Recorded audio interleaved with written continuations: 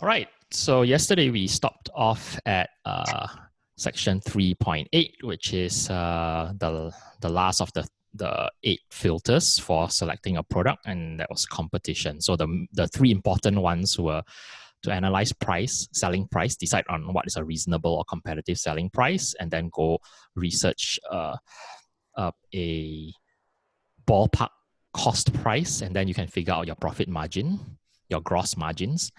I also showed you how to calculate your FBA referral and referral fee, which is generally 15% for Amazon.com, and also the fulfillment fee, FBA fee, which you can use the revenue calculator, for example, to get a figure by comparing it against something similar to what you intend to sell in terms of size and weight. Then we looked at velocity. I used a helium-10 X-ray to show you how to look at the sales estimates. And then we ended off by looking at this, which is the competition. And we did the 5-point analysis. And I showed you how to fill out that spreadsheet by finding multiple keywords and then analyzing keywords, each keyword term one by one, and filling out the row of info. So in summary, these are the points that we went through yesterday afternoon. Try to have a product that passes guidelines 1 to 5, which is the sort of no-brainer section, like make sure that it's non-toxic, non-radioactive, etc. Then make sure you have enough price and selling price and therefore profit margin. Make sure that you know what velocity. This is also pretty important to gauge the velocity, because I have encountered quite a number of people who, in a sense, are none the wiser. They think they follow some like YouTube video and says you have to order 1 container load or something so that your shipping cost is worth it. And so they order like 30,000 pieces, 10,000 pieces of something. But then when let's say I help them and we check the velocity of what people are selling, maybe this product you can only expect to sell like 50 units a month, 200 units a month. So if you have 30,000 units, then you're going to be in trouble, because it will take like 50 years to clear your stock. So gauging velocity and being realistic about that is very important as well. And then, of course, lastly, we try to go after low and or weak competition. So if there's very few listings, that's low competition. If there are very few relevant listings for a keyword, that is low competition. And then, but sometimes there are quite a number of listings, so the competition is not really low, but maybe a lot of them have very poor review ratings, like 3 stars, 3.5 stars, the majority. Then the competition is weak. Ideally is you see a keyword and the results, on the results page, you see the competition is both low and weak. That would be great, but oftentimes it's either low or weak. So as long as it's generally weak, then it's makes sense to go into that area, go after that keyword, because it will be easier to beat the competition. All right, now this here is the calculation. Remember, you all did the survey, and I asked what is a realistic income you hope to achieve from your sales. So this is essentially, normally I would do this on a whiteboard, but since we don't have that, I've just put it out here. Now let's use, I know most of you all said that your target income is around 5,000 Singapore dollar plus minus per month. That's your target. I'm just going to use 10,000 Sing dollars because it's a round number. Anyway, if you target 10,000 Sing dollars, then a conservative exchange rate is about US $7,000. And if it's US $7,000, yesterday I told you all, I think Leonard asked what's the realistic, like if somebody says they sell $1 million, what kind of margin are they looking at in the end as the profit? And I mentioned 20-25% is a very, is a conservative, reasonable estimate. Some people achieve 30-something%, that's great. Some people get 10% only, that's not great, not so great. So I'm going to just use 20% as the figure to work with. That's very conservative. So for me, it's better to be conservative than try to like be over imaginative or over optimistic. So if you want to achieve a 7,000 US dollar net profit in a month, which is 10,000 Sing dollars, 7,000 times 5 would be 35,000 US dollars in sales revenue. All right, so that's 20% or 1/5. Let's use a pretty low selling price of $19.99 as a figure to work with. If you're selling per unit at $19.99, in order to hit $35,000 in sales, you would need to sell 1,750 units. Okay, so just divide this and this. I hope the sums are correct. And if you want to have 1,750 units to sell this quantity, it means you need to first buy this quantity. So if, for example, each unit, the total, what we call landed cost, meaning cost of goods, the production, plus inbound shipping, so shipping from the supplier, wherever that is, to Amazon in the US, let's say the total cost of that is upfront is $6.50. So then you would need this capital in order to sell this amount. Of course, if you can get your cost lower, then you will need less. Like if your total cost of goods, like for some of my products, it's like $2. Maybe it costs like $1 to make and 80 cents to ship. Then of course this would be much, much lower. But I like to use less favorable numbers so that our expectations are lower rather than dreaming. So if 30, now this is if the, based on this, okay, then you need to sell this amount. Now, if however, your selling price is $35 and you want to achieve the same thing, then you only need to sell 1,166 units per month. And if, for example, your selling price is $39.99, then you only need to sell 875 units in order to hit the same $35,000 in sales. Okay, so this is just to show you like if you have different selling prices, then in order to hit your goals, it would require like fewer sales, etc. Now imagine if your average selling price is $39.99, and so you need to sell, you want to target to sell 875 units in 30 days. What does that translate? And let's say you have 5 listings, because it's very, how would I put it? A product that's selling 875 units per month, how many is that per day? So 875 divided by 30 days, that's 29. almost, it's 29 units per day, 29 point something. That's quite a lot per day. It might be hard to find one product that does 20 over sales per day. However, if you actually ended up with 5 products, then 875 divided by 5 different product lines is only 175 units per product per month. And that translates to less than 6 units per day. So imagine if you had 5 different products, each product only needs to sell 5 or 6 units a day, you will already hit this goal. All right, so these are some of the different permutations. Sorry, Jason. Yep. The capital investment is much higher than the eventual target sale, profit, is it? No, this is just a ballpark. So for example, let me just unshare the presentation so that I can edit it. So for example, like if you can get your product costs down to like $5, then it will be quite different. So it just really, there is no fixed figure for this because every single product, it will be completely case by case. I'm just using this as very high, like I set my cost to be on the higher side. I set my sales to be on the more conservative side. I set my exchange rate to be more conservative so that we have worse, like a not so great scenario.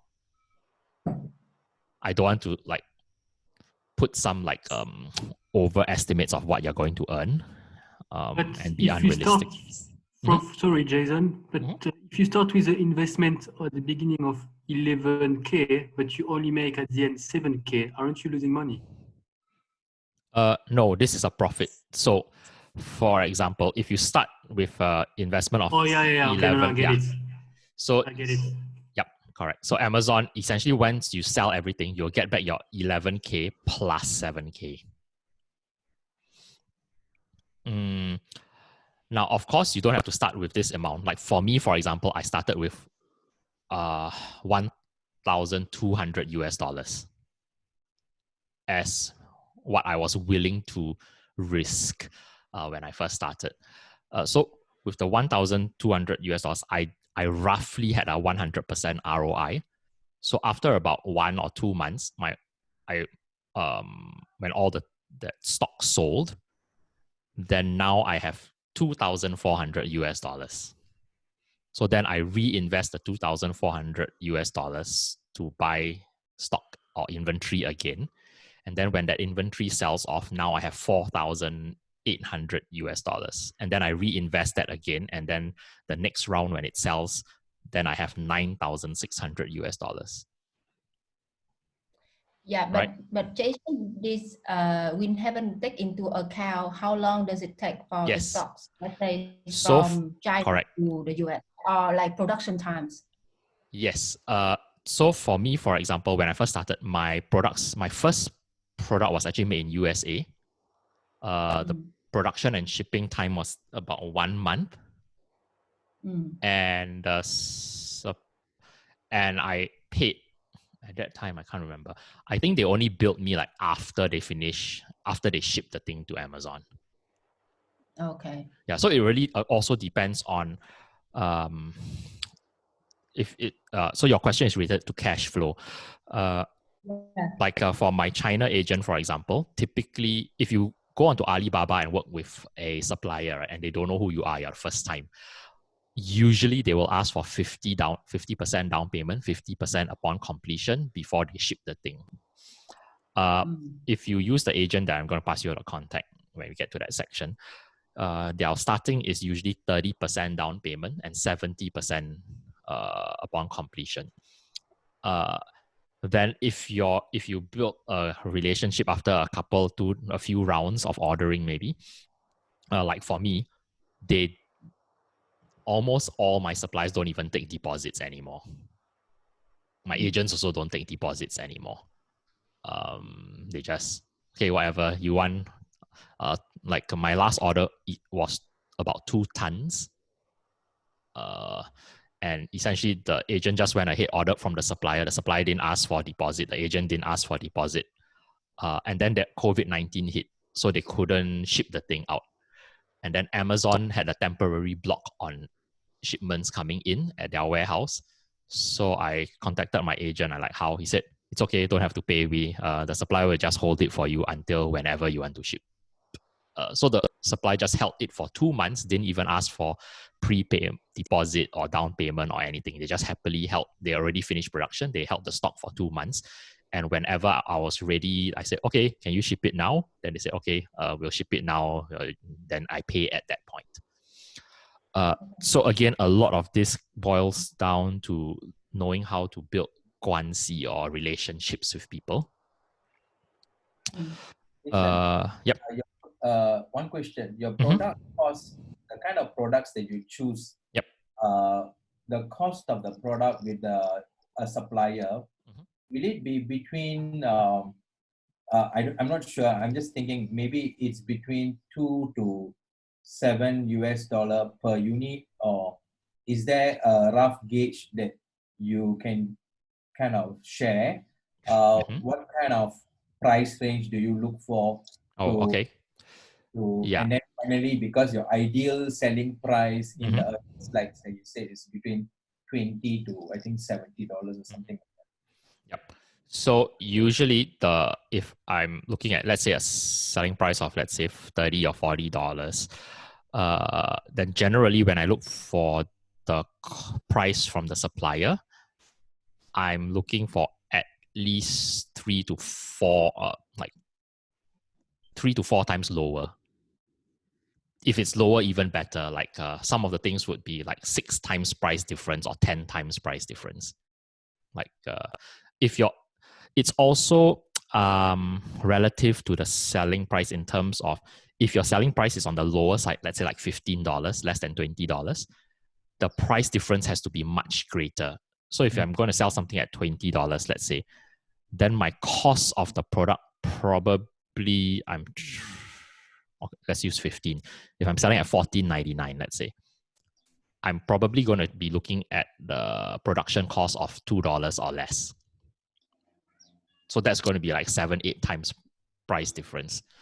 And the reason for that is because having such a low selling price will leave very little room in terms of the dollar quantum, the amount of buffer in dollar terms for shipping, for advertising.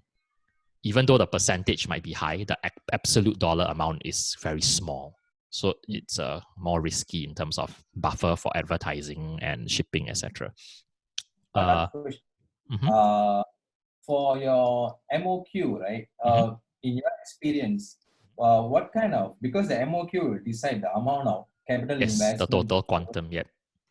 Yeah, so what kind of MOQ do you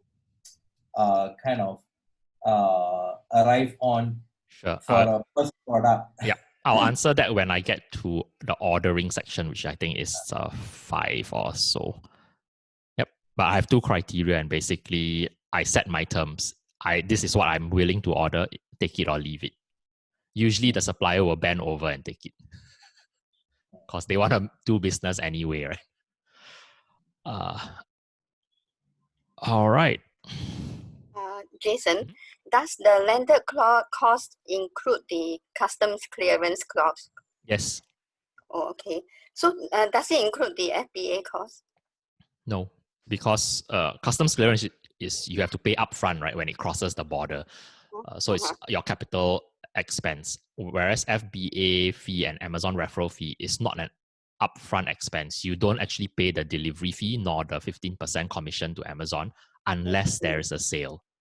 Okay. And it's not and you don't have to pay for it. Like you don't have to come out with cash for it.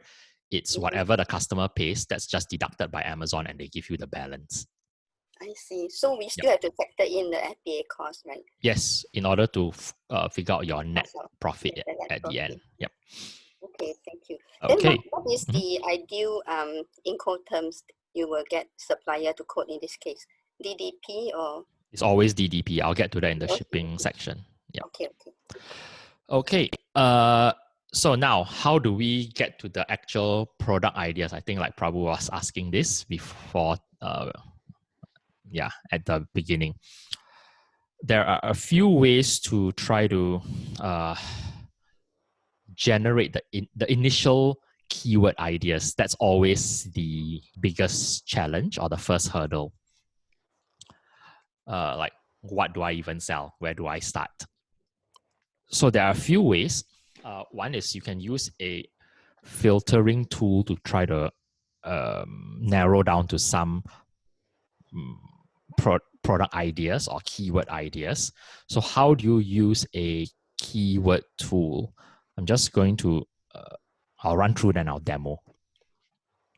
The other thing is to manually go search on Amazon. Personally, I actually prefer method 2, and it's usually what I do myself. One of the reasons is because I feel like every lazy person and Fiverr virtual assistant gig will be using one of these tools. So they always end up filtering for the same things. Generally, people always use this more or less the same criteria. Nevertheless, I will just show it to y'all so that y'all know how that works. Okay, so how does this Helium 10 thing? I'll use Helium 10, and if you had Jungle Scout web app or Viral Launch, they are essentially the same functions.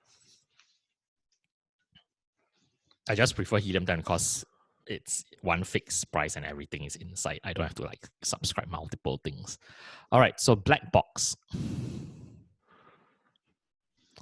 How it works is there are all these filters here. So you can see I went into the black box tool. And then there are some tabs here. You can search by products or by keywords, etc., etc. These would products and keywords would be the main ones. So if you want to search by products, what you then do is you see all these filters like monthly revenue, minimum, maximum, price, minimum, maximum, what review count, etc.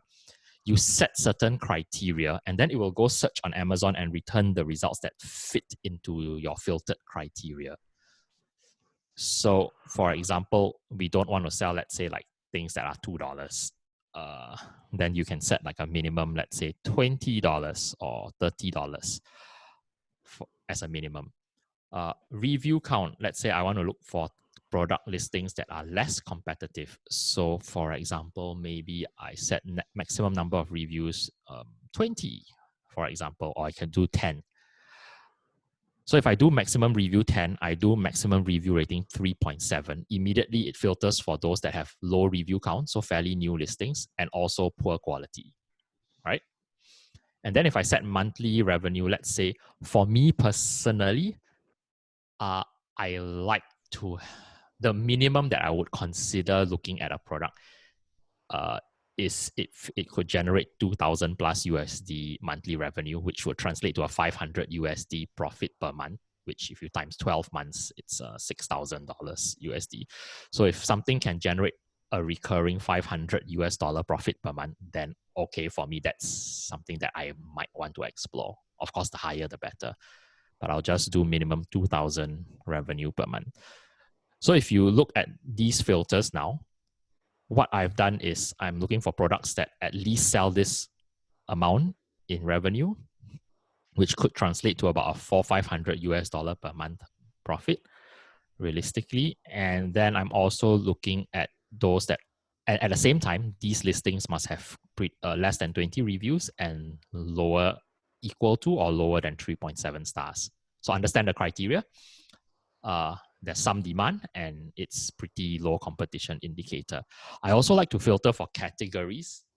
The reason for that is Amazon has so many categories, and some categories are categories that I do not want to sell in. For example, I will not tick, if you leave it as default, it will select everything. So I'm going to just select a few. I don't want to do appliances because appliances are like refrigerators, washing machines, right? Household appliances. I'm not going to start my own washing machine brand. So I will do arts and crafts. I've always tell people, I think arts and crafts is underserved. There's a lot of stuff that can be used in this. You can do automotive if you want to. There will be some very irrelevant results like a car engine spare part or something that you might not want to sell, lubricant, unless you have access to those. But automotive also has a lot of car decoration accessories like seat belt, cushion or whatever that's fairly simple to do. So I think that's something you could consider if you want to. If you want to do baby, that's up to you. I think I'm going to skip baby. For me, if it was me, I would take beauty and personal care because that is one of my main niches. But I think it's restricted, so I'm going to skip this for now. And it's pretty competitive, to be honest, for a new person. I don't do books. Books will be irrelevant unless you're going to write a book and publish it on Kindle, which is a completely separate thing from Amazon and FBA. I don't sell cameras and photos, although like automotive, there might be accessories, tripods or whatever filters that you might be able to do if you want to. Cell phone accessories, I'm also going to skip. I'm going to skip clothing, shoes, and jewelry. You can do, like I have friends who do jewelry. I have one friend who does clothing and does very well. I personally don't touch any of these because I don't want to bother to deal with the high return rate because of sizing and cut. If like a lady buys a dress, it doesn't suit her figure after she gets it and tries it on, then she returns. That's a lot of stuff to deal with. Okay, collectible coins is very restricted. You cannot sell unless you are certified like a coin whatever dealer, because some of them might be worth thousands of dollars, like selling precious stones. So let me see. Again, this is like automotive. You might not sell a Dell computer or MacBook, but you could sell a lot. There's a lot of like accessories related to computers that you might be able to sell. But I'm going to skip. I also skip electronics. I'm going to skip this. Okay, I'm going to do like, okay, home and kitchen is pretty simple. I do sell industrial and scientific stuff, so I'm going to take that. I think that's also a category like most sellers overlook. Okay, I'll do like kitchen. That's like the usual suspects. I also think office is pretty interesting. Patio, lawn, and garden might be a bit seasonal because the US has 4 seasons, right? Like if you live in a country which does not have 4 seasons, you don't appreciate seasonality. But this is pretty important or to consider. But anyway, I'll add that you also have to realize that in the US, most people have very big gardens or lawns. Average US house has about half to 1 acre like size plot of land.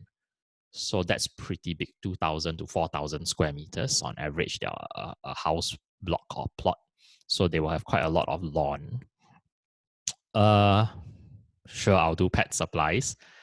If you are interested in sports and outdoor, like hiking and all that, you can take that as well. But another category I personally like is tools and home improvement. I think things like cabinet hinge, because the US culture, a lot of people DIY, fix up their house or fix their car, fix everything, because the cost of labor is very high. If you ask a plumber to come fix your thing or whatever, it will cost like hundreds of dollars probably just for them to appear at your doorstep.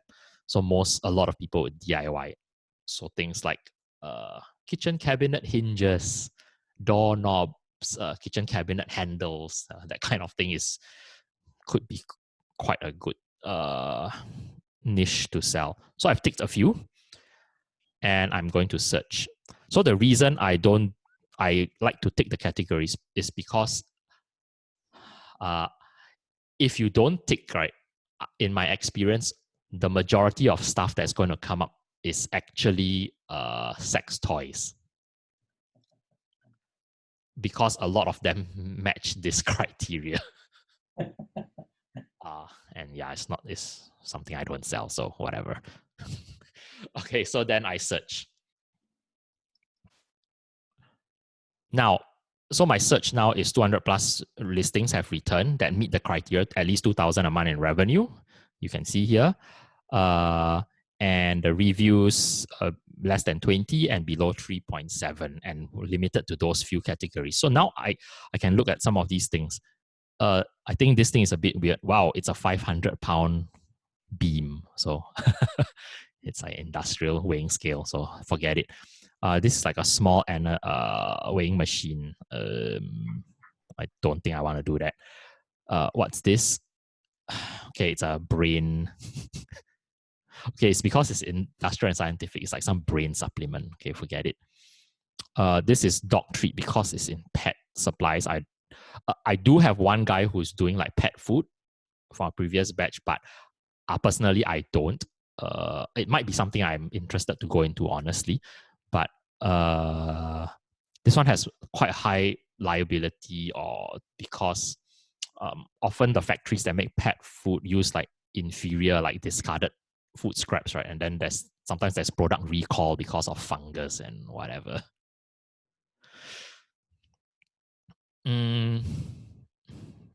Stainless steel stock pot. Okay. Something like that is doable, but I think it will be very, very competitive. Honestly, I think this is just my personal opinion. I think selling like just a regular pot, there might be thousands of people doing that. Nevertheless, you could investigate it, because this person selling a pot for $29 does have a lot of sales, even though the quality is really poor and not a lot of people have reviewed. So the fact that a listing like that can get this kind of sales, you can infer that maybe there's opportunity here. Okay, so if you are interested, you can like click on the picture, or here under actions, you can add it to your short list, like again, you can click here and it will launch on Amazon. So what I do is I'll just launch the thing on Amazon. It will open that page for this product. And then I'll move on. Then after a while, I have several tabs, like 5 different products that I'll explore. Okay, next one, what is this? Emax White. Wow, this is really interesting. You know why? Number one, I have no idea what this is. Number two, this is the actual product title on Amazon. It says Emax SP4208 White. Do you think the person has put in any effort for copywriting their title? It's almost none. Like, I don't even know what in the world this is. So I'm actually going to click on it and open a tab again in Amazon here. Later, I'll go and investigate further because I think it's worth checking out. So like this Dell computer printer, I'm not going to sell this, right? Because I'm not Dell. I don't make that. Boil.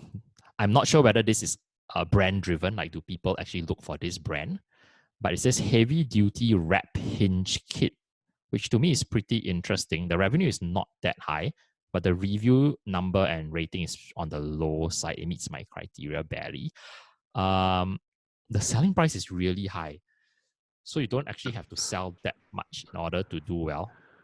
Hey Jason, does it matter that in this case the seller is Amazon? Do we want to go up against Amazon? No, I don't care because actually I like it when I see that the seller is okay. His question here is down here. Do you see the seller is Amazon?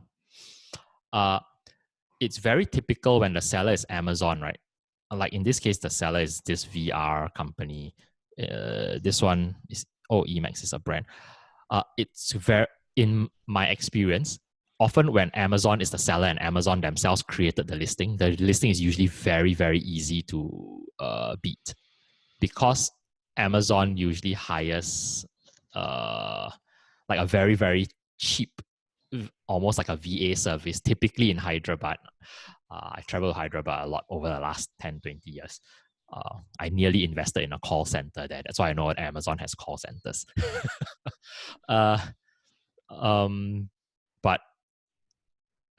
Amazon usually has, when they create a listing, it's very poorly optimized because you imagine they pay the guy $5 to create the listing, right?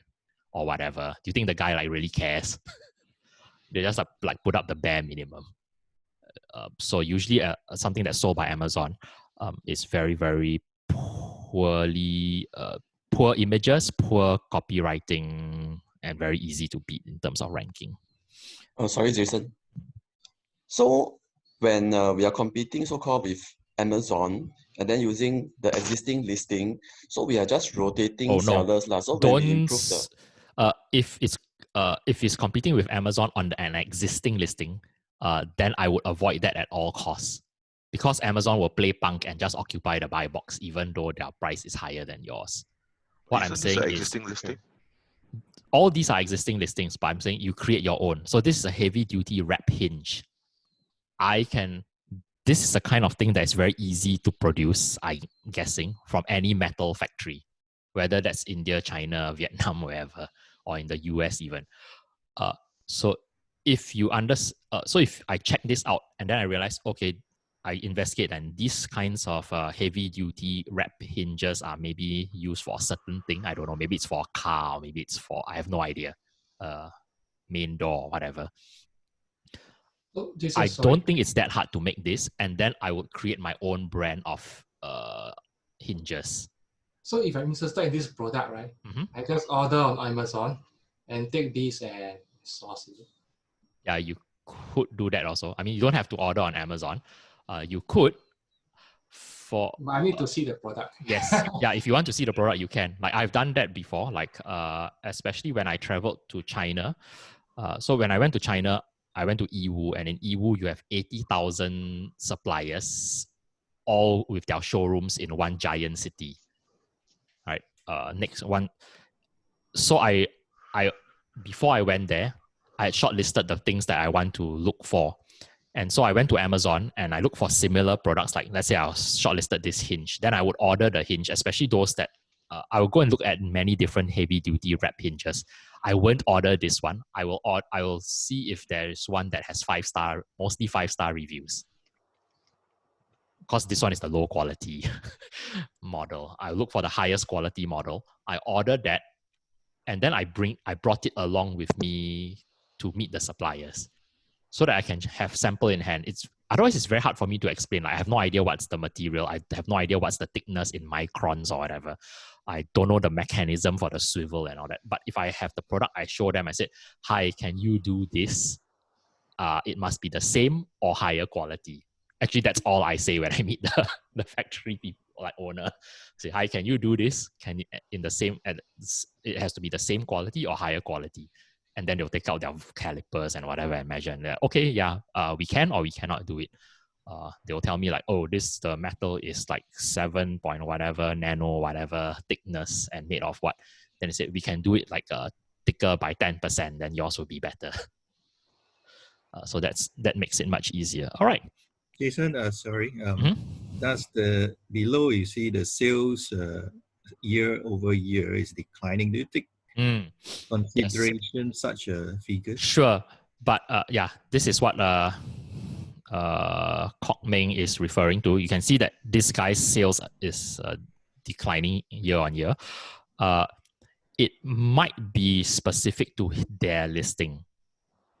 So I would investigate the product type as a whole, because essentially by looking at this, you're just getting ideas from individual listings like that meet the criteria. So I know that out of all heavy duty wrap hinge kits, this particular listing with this poor review, it's no surprise that their sales have declined, because with this kind of review, you're going to decline. So it means that you go in to look at other sellers, see it could be that they are increasing. Exactly, correct. But you mentioned that this is they will play punk, right, in the buy box. So why do you still want to? No, you won't play punk with the buy box as long as you create a separate listing. So that's the whole reason why I focused so much on branding yesterday, because once you create a listing under your own brand name, right, then technically nobody else can sell on that listing because they are not that brand, because that brand is yours. So even though I might make something that looks exactly like this, because this is not a patented thing, probably it's just a hinge, and I create if I create a separate listing, then I'm not competing. Nobody else is competing for me for the buy box. You understand? Hey, Jason, so in this case, right, after, let's say if you're interested in this heavy duty wrap hinge kit, then you will go and do another search for all the 5-star products to see like what kind, like, because right now you're only looking at the 3.7, right? So you have to see what the top ones are doing. Yep. Okay, let me just do it now. So let's say I've shortlisted, okay, I'm interested in this heavy duty wrap hinge kit. So I'm guessing the main keyword term is heavy duty wrap hinge. I have no idea about hinges, but a few things when you run a search to take note of. Number one, always click this drop-down menu and make sure that it's all departments. Okay? Because right now, that this listing is in tools and home improvement, but some people might list the heavy-duty wrap hinge kit in like some other category, like home improvement. Yeah. So I always select all. The other thing is here, always click on this location thing and make sure you put a US address. The reason is if I left it at default, like right now I'm in Perth, Australia, if I left it at default and it uses my geolocation IP, right? Then I put this, the number of results will be different from what the target customer base will see. Let me show you what I mean. So I've put a Portland, Oregon zip code, okay, or postcode. So I see here, do you see it's 353 results? If I left it at default, like if all of you open Amazon.com right now and on your homepage, you will see your country actually here. So if you're in the UK, you'll see like delivering to the UK. If you're in Singapore, you see delivering to Singapore, for example. So you want to make sure you change it to where you intend to sell it. Because this is Amazon.com. Now, if I had an Australian, like a Perth IP address, and then they put this as delivering to Perth, Australia. The number of results here, do you think it will be more or less? Less. Yes. Yeah, it will be way less because many of these sellers don't even ship overseas. Then my research will be completely skewed because I think that the competition is very low when actually it might be much higher. So always make sure you change this to a US address. How do you get a US address? Two ways. A simple way is when you click, you can just put a US zip code. So for me, when I cannot remember, I always put 90210 because when I was young, there was this like Beverly Hills 90210 like drama series or comedy or whatever. If you want to save an actual US address so you don't have to keep doing this, you can easily get a free US shipping address. Just join Com Gateway or VPost, for example. VPost is SingPost branch, or a SingPost service which has branches in the US, UK, Japan, and China, I think. Essentially, it's more used for like consumers when they shop, and like it might not deliver overseas, right? So they ship it to the warehouse, the virtual post warehouse in Portland, Oregon. So then they will assign you like a PO box, a suite number, and a street address for their warehouse. So that's what I have saved here. All right, so now I've searched heavy duty hinge wrap. Obviously, these are not the same ones as this, right? You can see it looks different. This one is Boer Bell. Oh, Boer Bell. Okay, that's almost South African. And duck. It is South African. Yes. Oh, yes. It's a type of dog breed. Okay. So you see here, I'm right now when I'm now initially investigating, I have no idea whether this is a brand or is a type of hinge. Well, I can investigate further and like find out, like go Google. But you can see there are various different heavy duty wrap hinges. So you do have to go and find out a bit like, okay, what in the world is a wrap hinge? But you can see the price for the wrap hinges, right? Essentially, like for a door, you need 2 hinges. And the lowest is this, but it sort of doesn't look like this. Looks more like more like a decorative, like regular hinge. I'm not even sure if it's a wrap hinge. It doesn't even say it's a wrap hinge. So immediately I already see, whoa, I'm starting to see irrelevant and unoptimized listings that are not optimized for this particular search term. You see that? It says I search for heavy duty wrap hinge. So yes, this is a heavy duty wrap hinge, exact relevance and exact keyword optimization. Same as this. They're actually the same listing almost, except different model number, I think. This one also says wrap around self-closing hinge, but it doesn't have heavy duty. So again, it's not optimized fully for heavy duty wrap hinge, although I think it is a relevant product. This one, I think, is not relevant and it's not optimized. So now this is like the top 4 listings, the first row of search results. I already see that, whoa, the competition for this keyword is ridiculously low. Very few total number of search results. But even out of the 353, by the first 4, I already see 2 that are not really, that are pretty weak. This one again, it doesn't have heavy duty or wrap. It just has essentially gate hinge is the main keyword, and the color white another keyword. This one, yes, it has heavy duty, but it's not a wrap hinge. It's a chain link farm hinge. So whoa, very, very few. There are very, very few listings. There's very, very low competition for a heavy duty wrap hinge. Now I'm wondering, these guys that appear at the top, unlike this guy who has declining sales, let me see what kind of sales these guys are getting.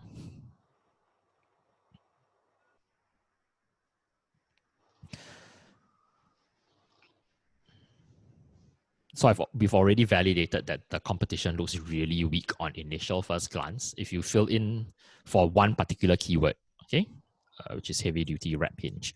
Now let's look at their sales. This guy is selling pretty decent. Can you imagine if you just sold different types of hinges? Like maybe there are wrap hinges, farm or link hinge or whatever.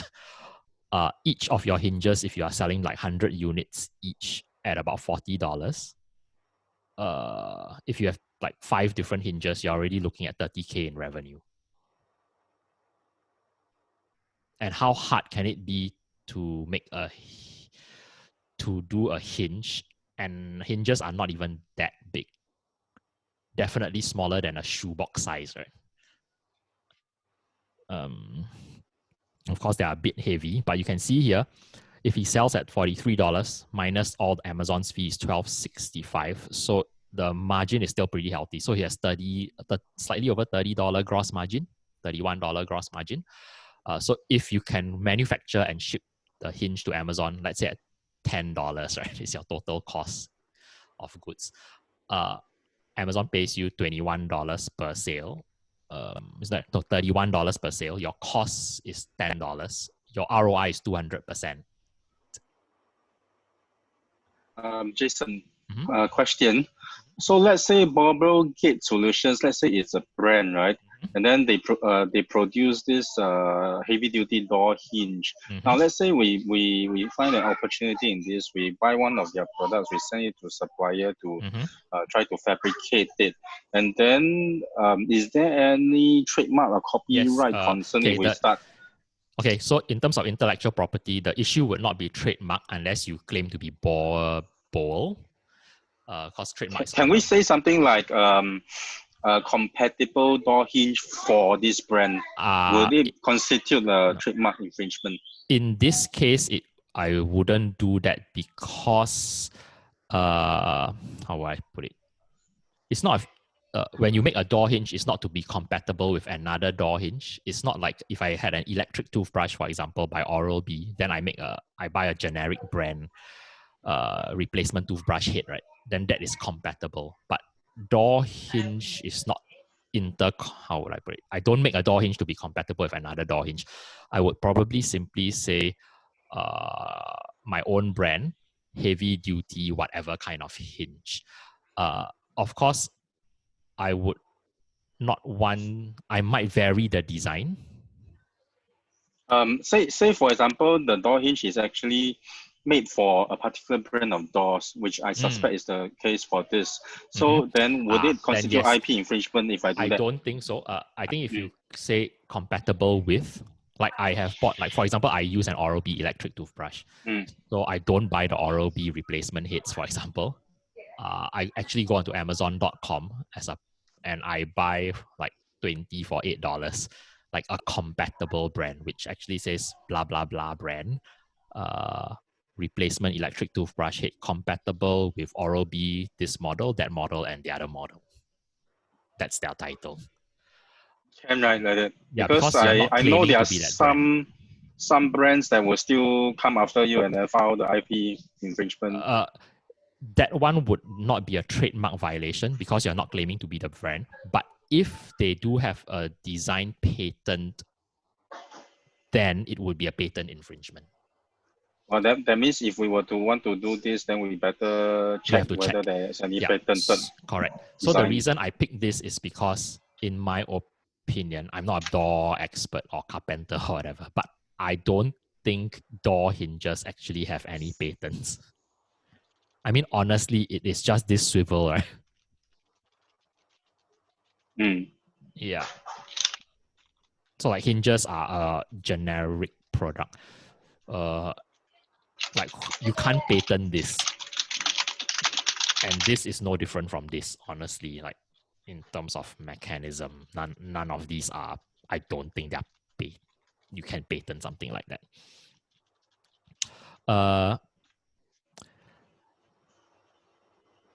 So the only I also would guess, from what little I know of doors and construction, that there might be some standard like industry, like distance and size of these holes for hinges? There might be, I don't know, maybe there isn't. Or even Amazon makes the Amazon Basics brand. Yeah, there might be Amazon. Yeah, I saw it. Yeah, this one. There. So Amazon also makes their own door hinge. I mean, look at this door hinge. This is just the standard, very, very basic door hinge, right? And they're selling 18 for $27.49. That's a pretty good selling price. Of course, it's a pack of 18, but I'm pretty sure it's very cheap to make. This looks like the simple cabinet door hinge that doesn't have to bear a lot of weight. And I'm gonna guess that you can source this is a typical made in China product. I'm gonna guess you can source a door hinge like that for a few cents each. I think it would be reasonable to expect. Yeah, but so this is what I'm anyway, the purpose for this portion is to show you how to use black box, so you understand how to use the thing. So set some filters that you think are relevant to you, like categories that you feel comfortable to sell in. Set your revenue, what you hope your minimum per product, and then the review count. I did not set a minimum price because oftentimes I find products that are selling for, let's say, like $5 that can work because it makes sense to package them. Like, for example, if I set like the door hinge, maybe people buy, I might discover that, okay, there's this door hinge that sells a lot as packs of 2 hinges at $5. But immediately when I see a product like that, I think then I might as well like do it as a 10 pack, because if somebody's renovating their kitchen or making a desk or whatever, there will be like 10 doors, right? And then they need like 20 hinges or something. So in that case, the minimum price becomes irrelevant if I can multi-pack or bundle something. All right, which is why I didn't put a minimum here. It's just like for pet supplies. Imagine a dog collar maybe sells for $5, but if you did a dog collar plus the leash as a package, you can easily do it for much more than that. So you can still hit like a $15, $20 price point. All right, so understand how to use a black box tool. That's the demonstration. Let's move on. I'm going to do the category drill down, which is here. So how that works, right? You go onto Amazon, any page or home page, see the menu here at the top left. I'll click on that. And then it says shop by category. So I will ignore these first few because I'm not like Sony Pictures or Warner Brothers. I'm not making the next Star Trek TV series, so not shopping for that to sell that. So I go below this line here into the physical products. So there's various categories. Any particular one? Okay, just choose something. Somebody choose something. Okay, I can hear cute kids, but maybe you want to mute yourself first. Yeah. All right. Anybody want to pick one of the categories? Somebody just suggest something. Home and kitchen. Okay. So I'm picking. So home and kitchen would be under here. So home, garden, and then once you click on that, you'll see you're in home, garden, and pets, and then there's subcategories. So since you said home and kitchen, I'm going to do kitchen here. And then once we click on that, you go further down into that category tree. Amazon will display a couple of things.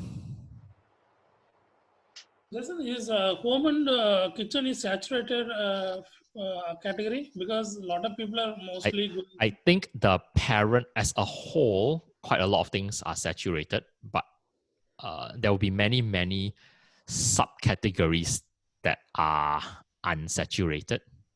Okay. For I'll show you an example later. So now I'm in home and kitchen, and that means it's home, then kitchen, the subcategory of home. And under this, I have more categories like sofas, couches, decorative pillows, area, rugs, bar stools, vases, cookware, bakeware, etc., etc., etc. So do you all want to pick something?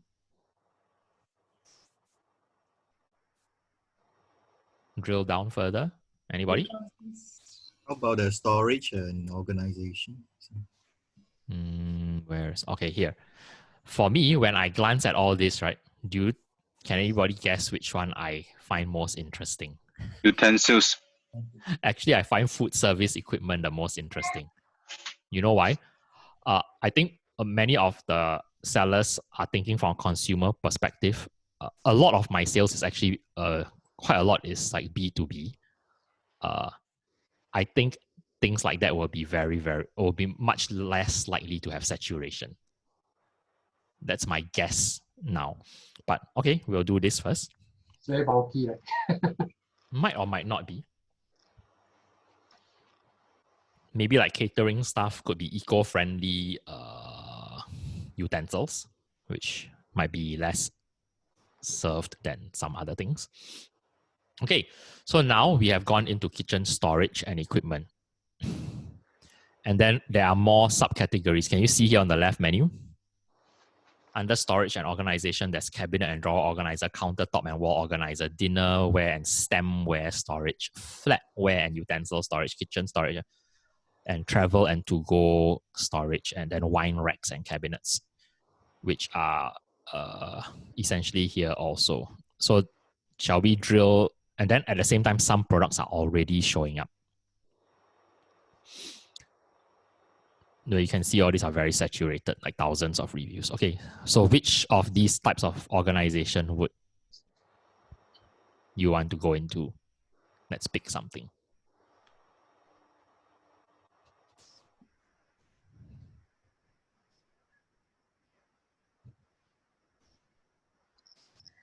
Anyone? I'm going to pick countertop and wall organization, okay? Because I feel like maybe less people think about doing wall organizers. So when I do countertop and wall organizers, and I scroll down,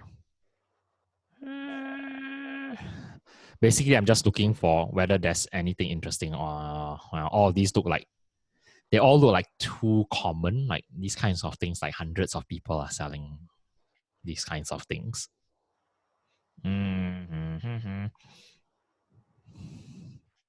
So for me, as I have drilled down to this point, I honestly don't see anything that catches the eye. So this is just basically drilling down the categories and then scrolling through and see if you find anything. For me at this point, I don't find anything. So like I'm not gonna look further. What I'm actually gonna do is I'm now going to switch back to all departments. And since we are looking for organizers, I'm going to type like organize, and I'm going to use American spelling. So it's a Z-E-R, not S. And I'm going to see what Amazon's search history throws up.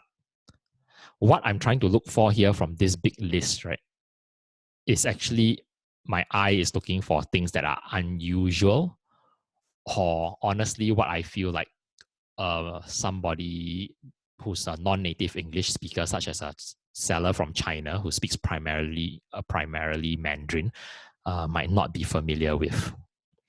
So something more unusual, or people might not be familiar with. So all these are pretty generic, like pill organizers. I'm pretty sure a lot of people sell those. Anybody spot an unusual phrase here? An organizer for pantry. Those people must be very pedantic about their neatness. Yes, so okay, let's keep that in mind. I'm going to scan through and see if there's anything else. Hat organizer for baseball caps. To me, that's interesting because it's very America-centric. So Americans might look for that. If you understand, sometimes, occasionally, I turn on the TV and then there's this like one of those like home building shows. Like they have this like house channel on the US, which is very popular among us Americans. And I realized that most Americans have what they call a mud room. So usually when you come into the house, the first room is a mud room where they put all their like sportswear, like baseball bat, dirty soccer shoes, etc., etc. So in such a room, they'll probably have a hat organizer for baseball cap. But I don't think anybody from any other country would think of such a thing. Therefore, there might be relatively fewer suppliers versus a high demand. Okay, so this I'm going to take note of. So let's say can organizer for pantry, hat organizer for baseball caps. Let's see whether there's anything else. Jason, any significant on the colors? Okay, the color is just simply because I have a Chrome extension, which I'm going to show you after this. The white one here is what Amazon would show you by default. So if you actually open Amazon.com and you search the same thing, right, organizer, what you will see now is only this. But because I have this AMZ suggestion expander extension, they also show me keywords before the keyword I type, so prefixes. Whereas Amazon by default only shows you suffixes. Sorry, only shows you like a few things. So this one deep dives and shows you more. So the red is simply keywords before whatever you type. The green is keywords after you type. And the gray here is other, like spice rack. Like because I type organizer, then it's showing me keywords other words before, other words after. Right, that's all. But yeah, I don't really care about the color. I'm just looking for something more unusual.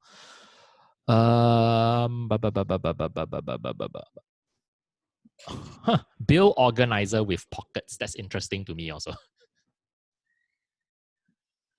Cause I think it's long tail and specific and niche enough that it might not be things that sellers are thinking of selling, but people who want to buy such a thing are specifically typing something like that.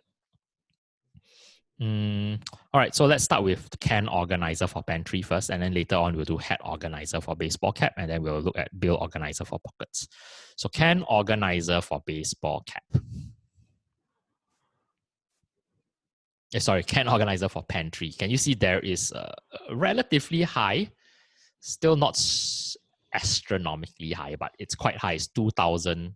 If you all see here, it's 2,000 results are indexed for this particular keyword term. Then as I scroll down, my concern now from the first row here,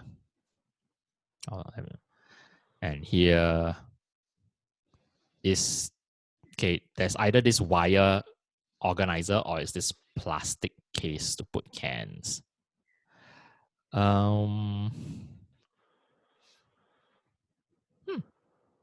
Wait, the interesting thing is an irrelevant thing has already showed up by row 2. However, my concern is that all these look more or less the same, and they are all pretty established. Like there isn't, like all of them have hundreds or thousands even of reviews already. If I come in and I sell something similar, right, and I have 0 reviews, why would anybody pick mine over this? There is no reason for a buyer to pick mine over this that has so many positive reviews. Therefore, I'll be probably pretty hesitant unless I scroll down and I can discover like some really or outside of Amazon, I find some really different design. Have any of y'all watched Helium 10's Project X video series? I have. Okay, a couple of y'all have nodded your head. So, for example, so in the video series, Bradley and Tim, they found something that was pretty generic, which was egg trays. Yeah. Right. Yeah. So when they searched egg trays on Amazon, I'm using the example because it's similar to what we just saw with the can rack, I think. When you look on Amazon, like egg trays are, whoa, selling price is so low, but it's all plastic. Yeah. Right? And then you think like, okay, if I sell another plastic egg tray, it's not really going to work. Oh, this one is cool. So all these like look like typical made in China things that like you can, like a China seller can also just jump and create a listing and undercut everyone. So most people at this stage would give up on egg trays. But then, what Tim often does is he goes onto Pinterest. If you're familiar, like Pinterest is like the fourth or fifth biggest social media platform in the US. It's not so popular in other countries, but in the US it's pretty big. And he searched for egg trays on Pinterest. And then what showed up was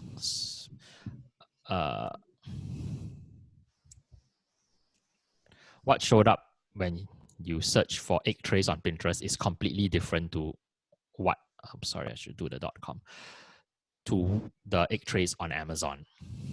So the egg trays on Amazon primarily just plastic or like the typical like cardboard egg tray. But when you actually search egg tray on Pinterest.com, okay, I'm on the AU, but whatever, I'll just do this.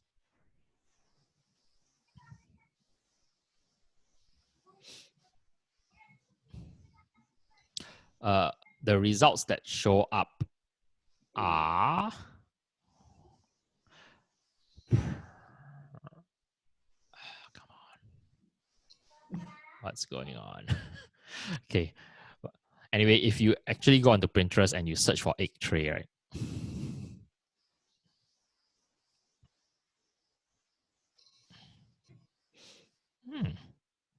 Interesting. I'm on the Australia Pinterest, that's why. Some of the more popular ones, as you scroll down, you'll discover like wooden here. None of them are like the cheapo plastic looking ones that we saw on Amazon. Like you see here, a dozen eggs. So they decided to launch a wooden egg tray instead. Then they also went to validate, like, because wooden egg trays are like a handmade-ish kind of product. So they checked on Etsy. Etsy is like for handmade products. It's a marketplace for handmade products. And they discovered that the sellers on Etsy who are selling wooden egg trays are actually selling a lot. But when you actually go to Amazon, there are hardly any wooden egg trays. So that means there is actually a market demand.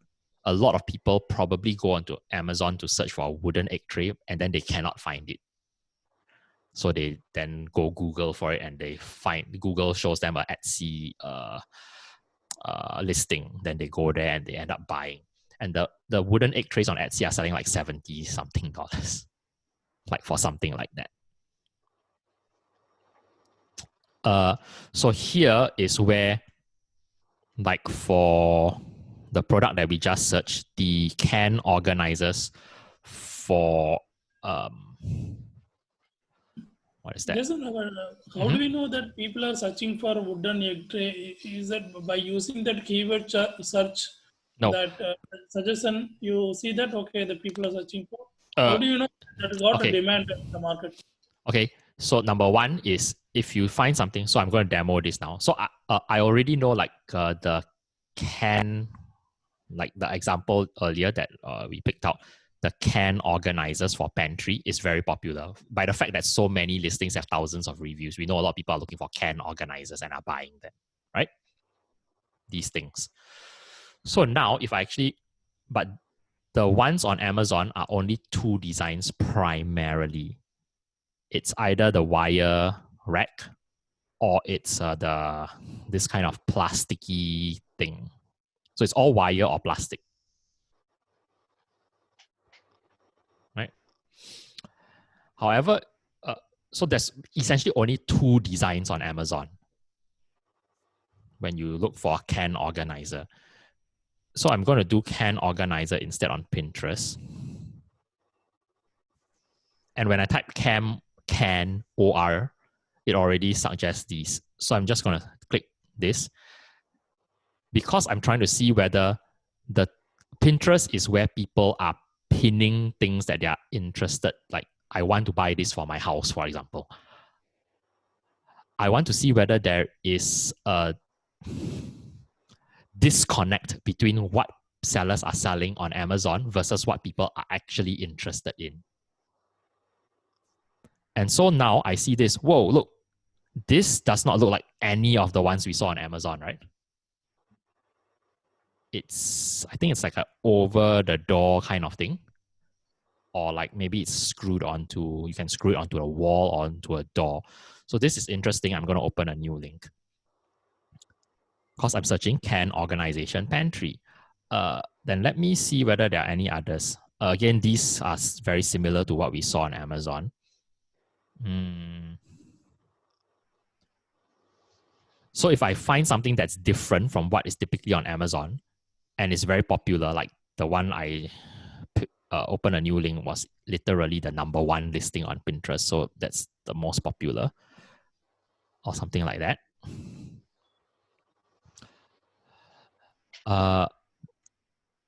Then I now have a clue that if I provide something like that on Amazon, it is something that people are looking for, but yet there is nobody selling this on Amazon. So it's a wall-mounted can organizer. Okay. It was interesting that when we were on Amazon and we searched can organizer for pantry, as far as we can tell, none of them are wall-mounted. Oh, there's an over-the-door one. Wow, no reviews. But you can see, because I have, again, the Helium 10 Chrome extension, this function is free. Can you see that's the bestseller rank here? 1,450. That's ridiculously, that means this listing is selling a lot. It's the 1,450th best-selling product in kitchen in Amazon, out of millions of products in kitchen. What's so the I name know of this extension? it's the Helium 10 Chrome extension that shows this info here.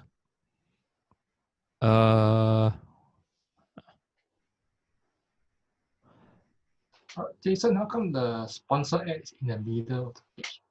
Oh, sponsored ads show up in various spots. So Amazon allows sponsored ads like the first few spots. And then in the middle of the page, some will appear. At the bottom of every page, some will appear.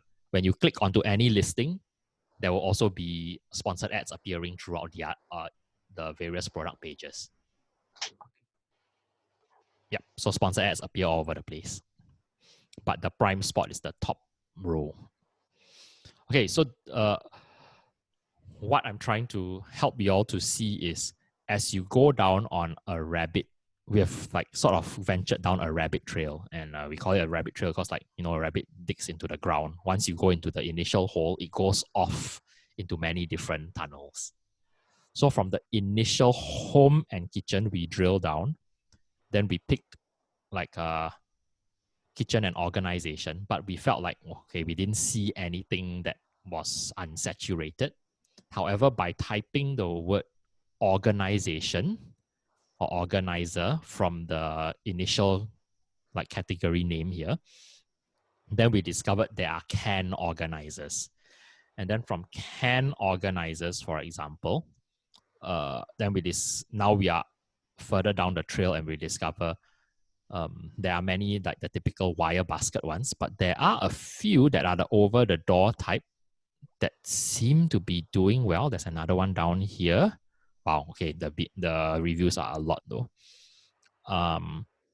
Which there might be different designs of can organizers that we can investigate further. At the same time, there are several other products, like earlier we talked about when you type organizer, like the baseball cap organizer. Let me try to find that again. Where is that? Okay, hat organizer for baseball caps. Let's just do this one, and then we'll move on to the.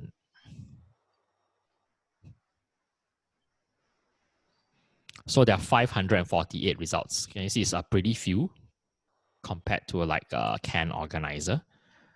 Huh. Wow, this is just the typical. Like this is very common. I've never thought of it as for hats. I always thought it was for shoes. But you can essentially sell the same thing and you just call it a hat, blah, blah, blah, blah, blah. If you discover that, like, let's say you're trying to sell this product for shoes, right? That's what I thought. But maybe if you try to rank for keywords related to shoes, it is very competitive. But you repurpose the product or slightly modify, or maybe don't even modify, it's just the exact same product. But now you target it to sell for hats. It might make it much more easy to sell, which is why I always say you're not selling products, you're selling keywords. it doesn't matter how great your product is. If you cannot rank for any keywords, you're not going to get any sales. Yesterday, I showed you all the three-step funnel, like impressions, clicks, and sales, right? So in order to get impressions, you always have to appear on page 1. If not, don't bother. So maybe it's much easier to appear on page 1 for a keyword like hat. Anyway, as we look at this, then there are more other, like, over the door hat rack. Of course, it looks very saturated. There are extremely a lot of reviews. And as we scroll down, I also don't really like the selling price. It's a bit low. Yeah, so a combination of selling prices look too low. Secondly, all of them have a lot of reviews, and there isn't really enough like that. I don't see like at least 2 or 3 out of the top 10 which have like less than 10 reviews, less than 20 reviews, and less than 3.7 stars. So I'm probably my conclusion is that hat organizer for baseball caps, this keyword is too competitive. I don't even have to bother to fill in the Excel sheet. Just by looking, I already can see that, right? So these are the, anyway, the purpose is, these are the 2 methods. So if you didn't go through processing everything with the competition analysis, you might think like, wow, this hat hanger thing is very popular, hat organizer. And then you go launch your hat organizer. More likely than not, you will get no traction at all. You'll not be able to break into the market for your hat organizer because it's already way too saturated.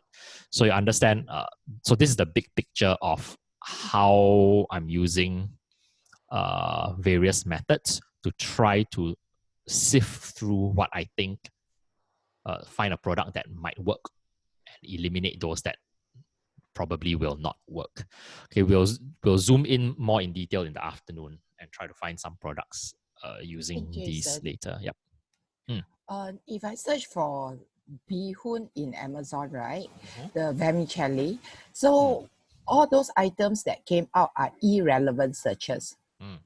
So in this kind of situation, is it something that we should look at? Okay, so Adeline's question is, she's looking for bihun, okay, which is a Chinese dialect for rice vermicelli. So obviously there will be quite a big Chinese population living in the States that might search. But bihun is a particular Chinese dialect like Hokkien, which might have very few people, only Singaporeans and Malaysians would use this term if, let's say, they were living in the US. However, if they were mainland Chinese looking for rice vermicelli, what do you think they would type? Mi fen. Yeah, they'll probably type mi fen. Or if they figured like, I'm on Amazon, I live in the US, I don't think anybody even knows the word mi fen, which is Mandarin, then maybe they would type rice vermicelli. However, let me qualify by saying what's important now is to check what the search volume for bihun is.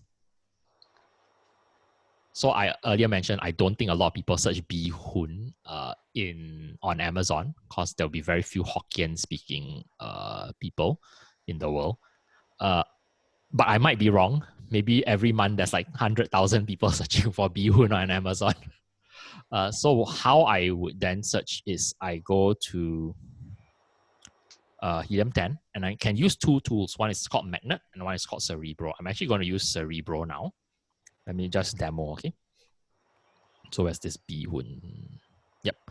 I'm going to look for the best-selling. Wow, none of them even use the term bihun.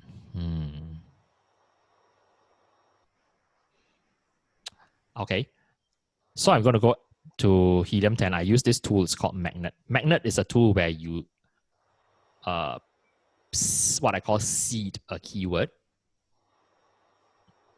You put one keyword or a phrase. So I'm going to put bihun.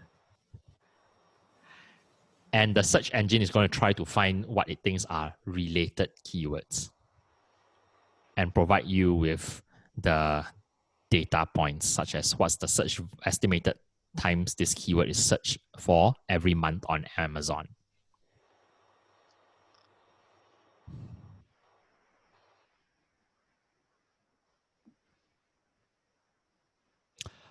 All right.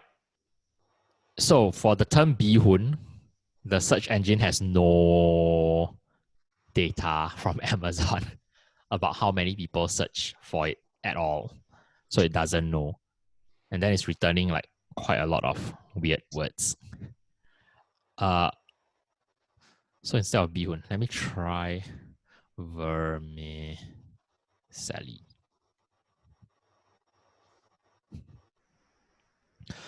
Now so for the question about bihun now, right? It's number one, we don't know how many people search for bihun on Amazon, but we do know that the competition for the keyword bihun is non-existent essentially. Like, not a single listing here is using the word bihun anywhere in their title. Oh, there. Bihon. That's probably Filipino Chinese, I think. So it would be that kind of situation. I would think it's a bit unknown. So there might be a risk.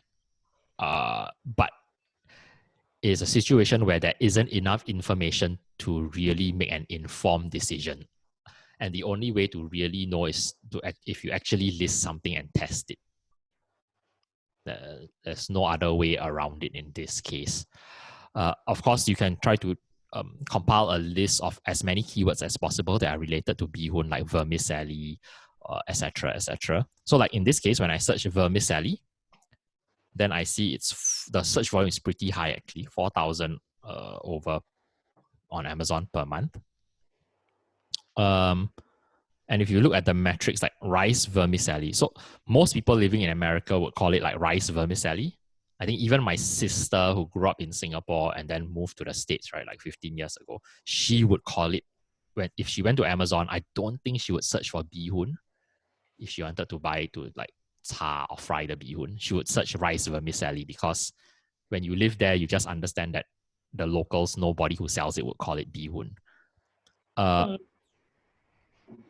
Yeah, but go ahead. Amazon's choice is showing, right? What does that mean? Is that been sold by Amazon, or is that no? Been, it just means there is a listing that is given that Amazon awards this badge called Amazon's Choice to one listing for every single keyword.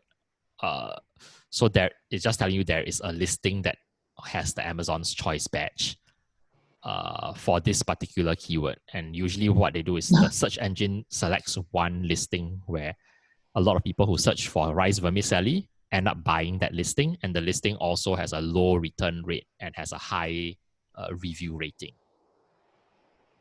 Okay. That's all. So if I search now rice vermicelli, you can see from the stats that the search volume for anything to do with like vermicelli is all pretty high, like 700 over, 2,000 over, and then vermicelli here is 4,000, rice vermicelli 798, rice vermicelli noodles, 2,000 people search per month. So in total, the total search volume for vermicelli related products is actually very high. The number of competing products seems to be rather low. So even trying to rank for the rice vermicelli related terms might not be too difficult. So you can see there are a total of 263 listings that are indexed for rice vermicelli. It would be really cool if I scroll down and by halfway down the page, I see that it's already not rice vermicelli. It's like becoming random noodles. So Jason, what do you consider a good volume of search? I like to launch, or I would be interested to pursue a potential product further if I can compile enough keywords with low competition, where the search volume has a total of minimum 2,000. So, like for example, if I shortlist for all of the keywords. Yeah, all of the keywords. So, for example, if I can find 5 low competition keywords for a product, and each one has an average of, let's say, like 400-500 search volume, then that's enough for me to be willing to try. Because over time, you will be able to find an index and rank for many more keywords. Like, for example, my best-selling listing at the moment, I am running advertising targeting 2,500 something different keywords. It started off with, I only identified like 10 keywords for it. But over a couple of years, especially in the last few months, I have found that it is actually indexed now for over 2,000 keywords by Amazon. Yeah, so I will start with that minimum, and then over time, you will find that it will, like, so for example, rice vermicelli noodle. Maybe you try to rank for rice vermicelli, you rank for vermicelli noodle, you rank for rice noodle, you rank for rice vermicelli noodle, you rank for gluten-free, because anything made of rice would be gluten-free, right? And that's a very big deal in the US compared to wheat noodles. So then you might rank for gluten-free noodles, you might rank for rice vermicelli gluten-free. You might rank for gluten-free rice vermicelli. Every one of those is a separate keyword term with a different set of search results that will show up. And some of them will be easier to rank for than others.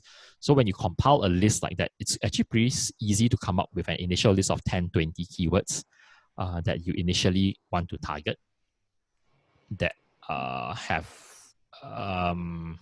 a total of several thousand search volume, as well as every one of them has pretty low competition factors. No, Jason, just we want to understand, like, see, in the product title and in the description and the bullet point, maybe maximum we can give maybe 500 characters to 1,000 characters. So in that, how it's can actually you 200. Oh, 200, yeah. I mean, for title, but the bullet point, maybe you can add another 150 each. Yeah, but in that case, like maybe we can give maybe 10 keywords which user use it and to search that product. Okay, but how you can target 2,500 keywords? I mean, that's what we want on. Because, for example, let's say the search term is rice vermicelli noodles gluten-free, right? So that's like 5 words.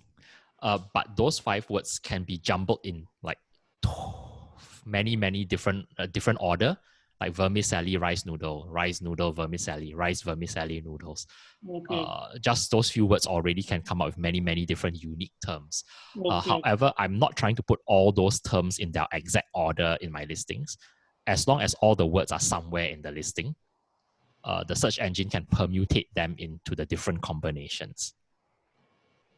Okay. Yep. And then also, how do I target so many different additional keywords? It's because you can run ads to target those keywords. Okay. Yep. So I can run like ad campaigns and then like fill in like 1,000 different keyword combinations and target those. Yep. Yeah, but which means, but if I can use the same keyword for my product, so my product also will get will come into the first list, right? I mean, like if I know that keyword, if that is a popular, by using this helium-10 magnet, right? Yep. If I know that, okay, this keyword is being searched for, maybe more than 2,000 times. Yeah, so if I understand you correctly, yeah, so the idea of using, like why I like to use magnet, for example, is so that I can identify the keywords. Because number one, I would have never thought of some of these things. Like I don't even know what in the world a mug noodle is. Okay, maybe it's cup noodles. Also, maybe Americans call cup noodles mug noodles. Okay. Or like many of these keywords I might have never thought of. And so the number one, helium-10 allows me to find keywords to use that I might have never thought of. And it also allows me to see like which keywords are more valuable. So for example, I often like to sort by, I click search volume so that it can sort by ascending or descending in terms of the number. So I like to sort by highest to lowest because the higher number means more demand. So generally it's more valuable. Of course, sometimes they are very competitive. So but if you look at a keyword like rice noodles, which also is very relevant to the vermicelli or bihun that was Adeline initially said. The search volume is incredibly high, but you can see the relative number of the competition also generally higher. But when I get down to like other words like vermicelli noodles, it's essentially the same thing as a rice noodle, but the competition becomes much, much lower. Then my inference is if I wanted to rank for rice noodle, it will be very hard. The competition will be very stiff. So instead of trying to rank for rice noodle, I try to rank for many of the smaller keywords in order to get my sales going. Because if I just kept focusing on rice noodles, I most likely will get nowhere because I can't break through above these 5,000 other listings. All right. The other very, very cool thing, okay, this is the coolest rabbit trail. So from your initial idea, let's say whether it was can organizer or bihun or whatever, after you type the thing in, can you see from Magnet, there some of the keywords, many people get stuck on this. They only look for keywords relevant to what they want to sell. So let's say Adeline wanted to sell rice vermicelli, right? So she's going to look through this list and she's going to say like, oh, sweet potato, that's not relevant. Sushi rice is also irrelevant, so forget that. So she might shortlist like rice noodles. Okay, that's relevant. All these are not relevant. Wonton wrappers, rice paper, mung beans, chow mein noodles is also not relevant. Then she thinks like, okay, rice noodle is relevant. So she also maybe shortlist rice noodle, etc. And then she ignores all these. I always tell people these other keywords that are not relevant to your initial product idea are actually where all the golden giant nuggets are. From this list, just do a very simple thing. Just glance at the search volume and the competition. Or you can look at this, what they call the Magnet IQ score. Generally, if this number is very high, it means the ratio of search volume, it's the ratio of search volume to the competition. So the higher number it is, it means there is more demand but less competition. So for example, a keyword like this, 8,000 search volume, but only 170 competing listing products, egg roll wrappers. If I was fixated on I only want to find rice vermicelli, I would miss egg roll wrappers. But egg roll wrappers might actually be another product that is very, very worth pursuing. So as you go through and use a tool like that, always be looking out. It's actually the most common way that most people find workable products. When I do on the one-on-one call with people, let's say they said they want to sell rice vermicelli. Then as we go through, I said, hey, have you considered an egg roll wrapper? Because there's actually a lot of demand and hardly anyone is selling it. And as we go down this list, you can also see like spring roll wrappers. Very few people are selling that.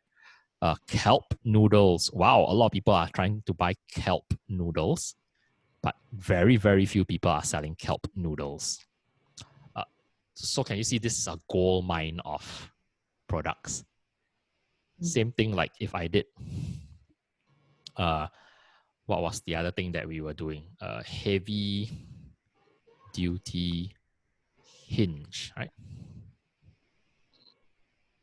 Okay, I'm doing this. Do you recommend us to sell food-related items in Amazon? Depends. I do, but the client that I work with, I help them to work with them to get FDA registered. So if you're importing food right from overseas into the US, you must be FDA registered. It is not legal to ship into the US, nor is it legal to sell in the US any imported food without FDA registration. So that is a bigger hurdle, but yeah, it can be done. If you are already in that industry, I think it's worth doing. If you are not, then maybe don't start off with that first.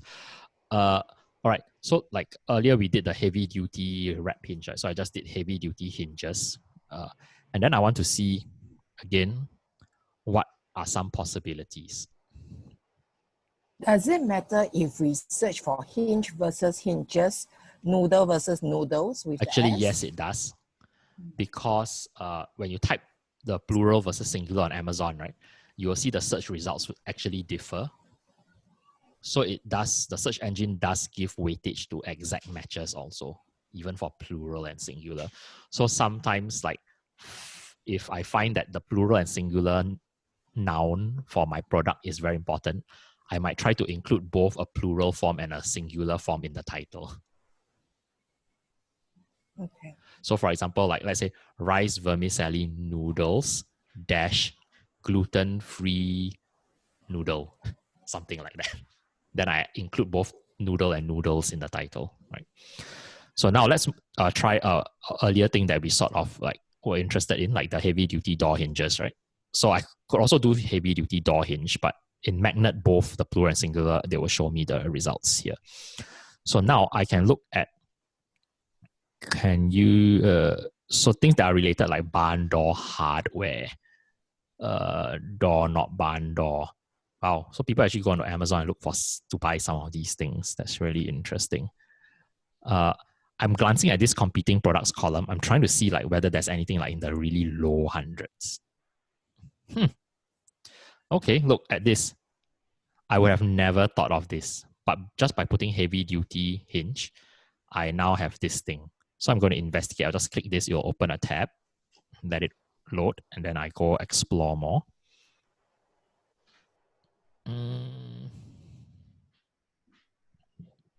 So like black door knobs, maybe I'm interested, but I'm thinking like, wow, I'm just imagining anybody who's selling a black door knob, there's probably going to be a lot of these. But maybe I'll just put it anyway and just investigate.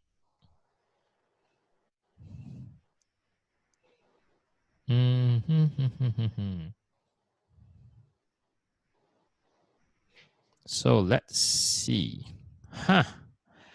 Gate hinges for wooden fences, heavy duty. So there's a lot of possible keywords in here, like gate hinges for wooden fence, gate heavy duty gate hinges, gate hinge for fence or whatever.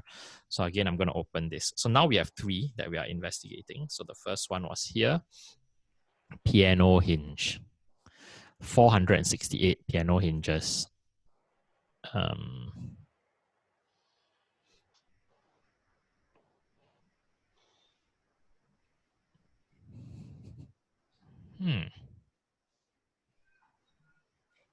Jason, why sometimes it's displayed in a row like this? It just it's always changing. So Amazon also A/B tests the way that they display stuff to see like which one generates more sales. So like anyway, the layout is not in our control. So it's sometimes it's like 4 per row. Sometimes it's like this, like scroll down one by one.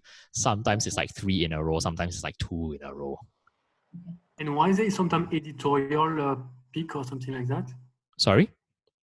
Sometimes there is like editorial pick or... Oh, yeah. For certain search results, like the editorial thing is like a new thing. It's like Amazon is just showing like an editor's choice kind of suggestions. Basically, it's just showing more like it's just a featured product kind of thing. So you can see like the piano hinges, although there's a lot of them just look pretty generic. But trying to see whether they have a lot of reviews. The competition doesn't seem that stiff and the selling price looks pretty okay. I'm just wondering whether it's brand driven or not, although I don't think it is. My guess is that it's not. So for example, this guy, Musata heavy duty blah blah blah. It's the same seller, same brand. They are selling 2 different models. One is the very long one, 24-inch, and this is like 12-inch. But I can imagine again, this is a fairly simple and cheap production cost product. So you sell a pack of like hinges like that with the screws. Maybe the cost price is like what, $4? That would be my ballpark guess.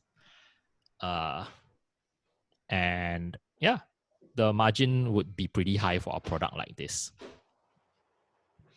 Then the other thing, so that's something that we can explore further. So then you compile more keywords for like piano hinges. And then if you can come up with a list 5, 10, 20 different keywords for piano hinges, you do the competition analysis for each keyword. And then if there are enough low competition keywords, then you can proceed with this product. So then the other one that we search, black door knobs for interior. When I search, honestly, I think it's a bit... Whoa. There's irrelevant listings already come up within the second row. This is interesting. However, I think overall, the competition is a bit on the high side. Although there are a few here, like there's one irrelevant listing here with the hinges. It's not even related. I mean, it's not even a doorknob. And then there's here, this one only has 4 reviews. And it's selling at an extremely high price. Maybe it's branded, I have no idea. And then there's another one, like relatively few reviews also. But personally, when I look at this, I feel like it's going to be a bit harder to break into this niche, because overall, quite a lot of them have a lot of reviews. And then gate hinges for wooden fence, heavy duty. So remember, all these came from the initial black box, like heavy duty wrap hinge. Now we are not looking at wrap hinges anymore. We're just looking at all different kinds of keywords that came initially from that. So so wooden hinges are like that, right? The design is quite different from the normal door hinge. Wow. I mean, at a selling price like that, I would still be pretty okay, I think, because I think it's very cheap to both manufacture as well as to ship this. I can imagine that people will want to buy 4 packs. So can you see, you sell a 2-pack at $19.99, then you sell 4-pack, it's a bit better for value for money. You save $2. This, for example, is a really bad picture, because I thought, I don't want to buy this because he's selling 1 hinge, but nobody buys 1 hinge, right? But when I read the title, it actually says 2-pack. So why does he show 1? Because the seller's not very, not really like optimizing the way that he's displaying their products. So you understand how from just a simple thing like putting heavy duty hinges, we have now found like multiple other possible products. Like out of those, I already feel like maybe the piano hinges and the fence, the wooden fence hinges are possibilities. They are things that I would personally like be interested to explore further, for example. And so this is how you generate those initial ideas, which is usually the biggest like roadblock for people, that they don't know how to start thinking of anything. Okay, let's move back here and quickly proceed.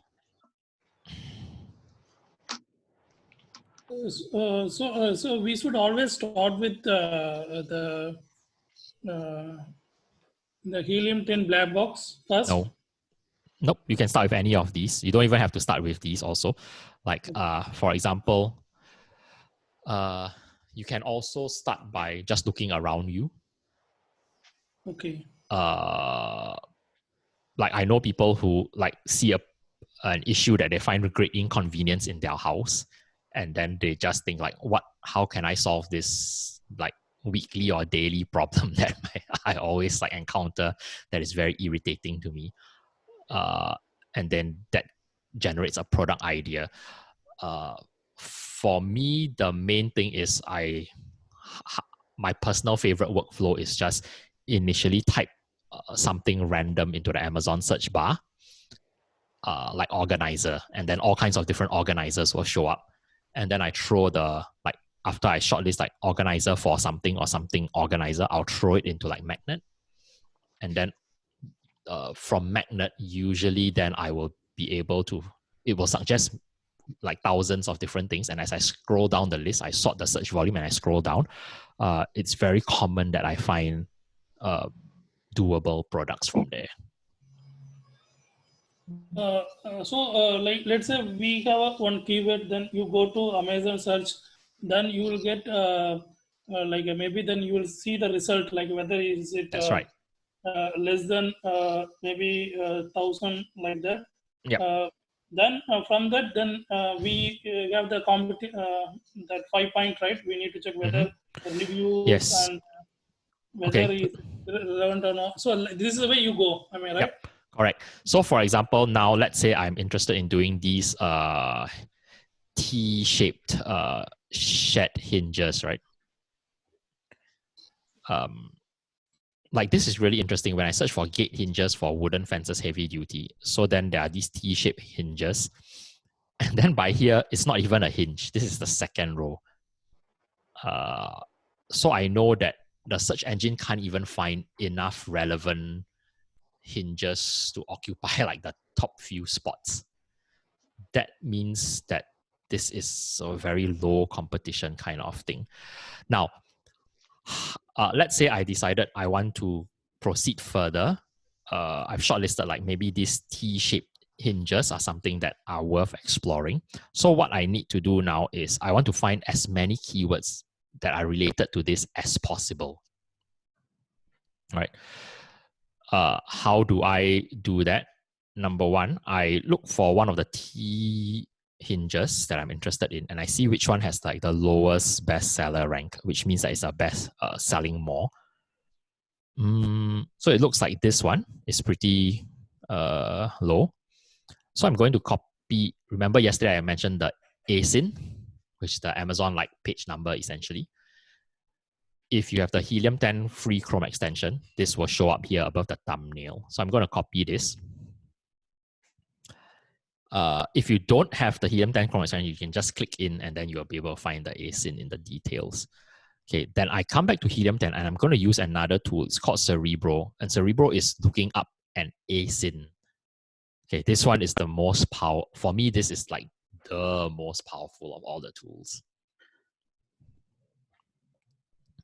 So this is the next step. You've now shortlisted a potential product idea. Now you want to find as many keywords as possible around this product idea that you could possibly use. So I paste the ASIN and I click Get Keywords. What it now does is Amazon searches, Helium 10 is going to pull out the data and put it and populate this table. Let me explain why it's so powerful. It has found a total of 1,460 keywords that this listing, the ASIN, is indexed for, of which 1,025 have organic ranks. It is appearing in 619 sponsored keyword searches.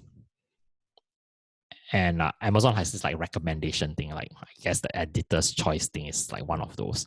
But as you look down at this table, out of the 1,452, so essentially there are 1,452 of these different keyword terms where this particular listing will show up somewhere.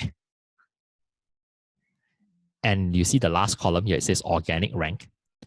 It means this listing, when I type heavy duty strap hinge, this particular listing, where does it show up in the search results organically?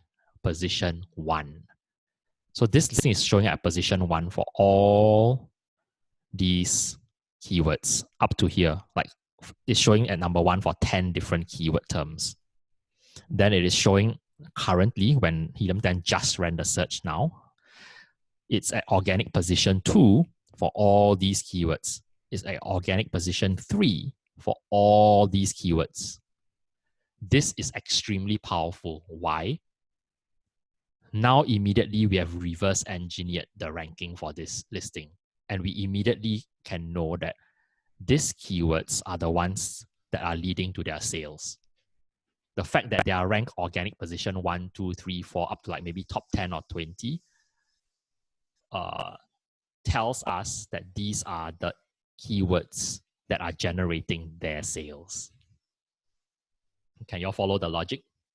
Sorry, I can't. Could you repeat that last portion? I'm trying to understand what you mean by they are ranking like organically the numbers that you threw out. What these numbers here? So what we just did was we put this listing into Helium 10 Cerebro tool. It went and searched all the keywords that this listing is ranking for, and it tells us at which positions in the search results they are at organically. If a listing is at organic search result position 1 for any keyword like this,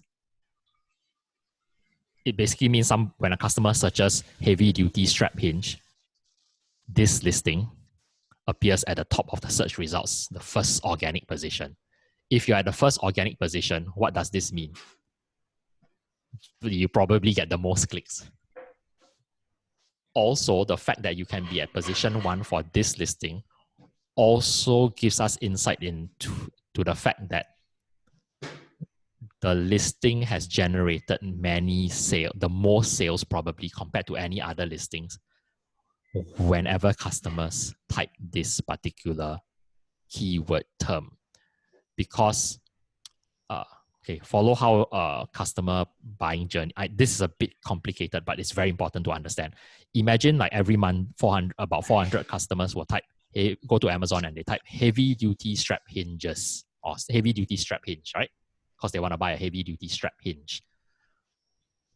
The search engine will track, 400 people type this month. And then it will also see like, out of the 400 people who type this, which listing ended up capturing the most sales. So like this, like listing A maybe got 10 sales, listing B got 7 sales, listing C got 4 sales. And so the search engine can attribute the sale to the keyword origin. This is another very powerful ranking factor because Amazon over time wants to capture this sales track record or history. And then if a listing keeps getting a lot of sales from a particular keyword term, then the search engine knows that this listing is relevant to what customers want to buy when they type this. Therefore, in future, whoever types the same thing, now we should push this listing higher up nearer the top of the search results. So the more sales that can be attributed to a keyword for a listing, the higher up the listing will climb organically over time. Therefore, the fact that this listing is ranked organic position 1 for heavy duty strap hinge tells us 2 things. Both that they get a lot of, it tells us that it gets a lot of sales from it. Here on the score, IQ score is showing that, can we use this to sell it, or is it more competitive? It's showing that I honestly ignore this. If you watch some of the Helium 10 tutorials, their chief education officer also says ignore this. Okay, in this case, it's an algorithm they are testing. Yeah. Okay. But the competing product is showing 836 means is that 800 products being listed under this? It means Helium 10 can find more than 836 listings that are also indexed or will show up like they are related to this. So then again, of course, like some of the keywords will be much more competitive, like long door hinges, like there's a lot more listings. It's position 1 also, but there's a lot of listings. But the idea here, don't miss the forest for the trees, like understand the big picture. The whole idea of using a Cerebro is so that if I want to sell this kind of product, this gives me the list of the most important relevant keywords that I need to be shortlisting and investigating. Otherwise, like I might not think of this like what in the world is a gate strap hinge. Like people call this a gate strap hinge. I have no idea.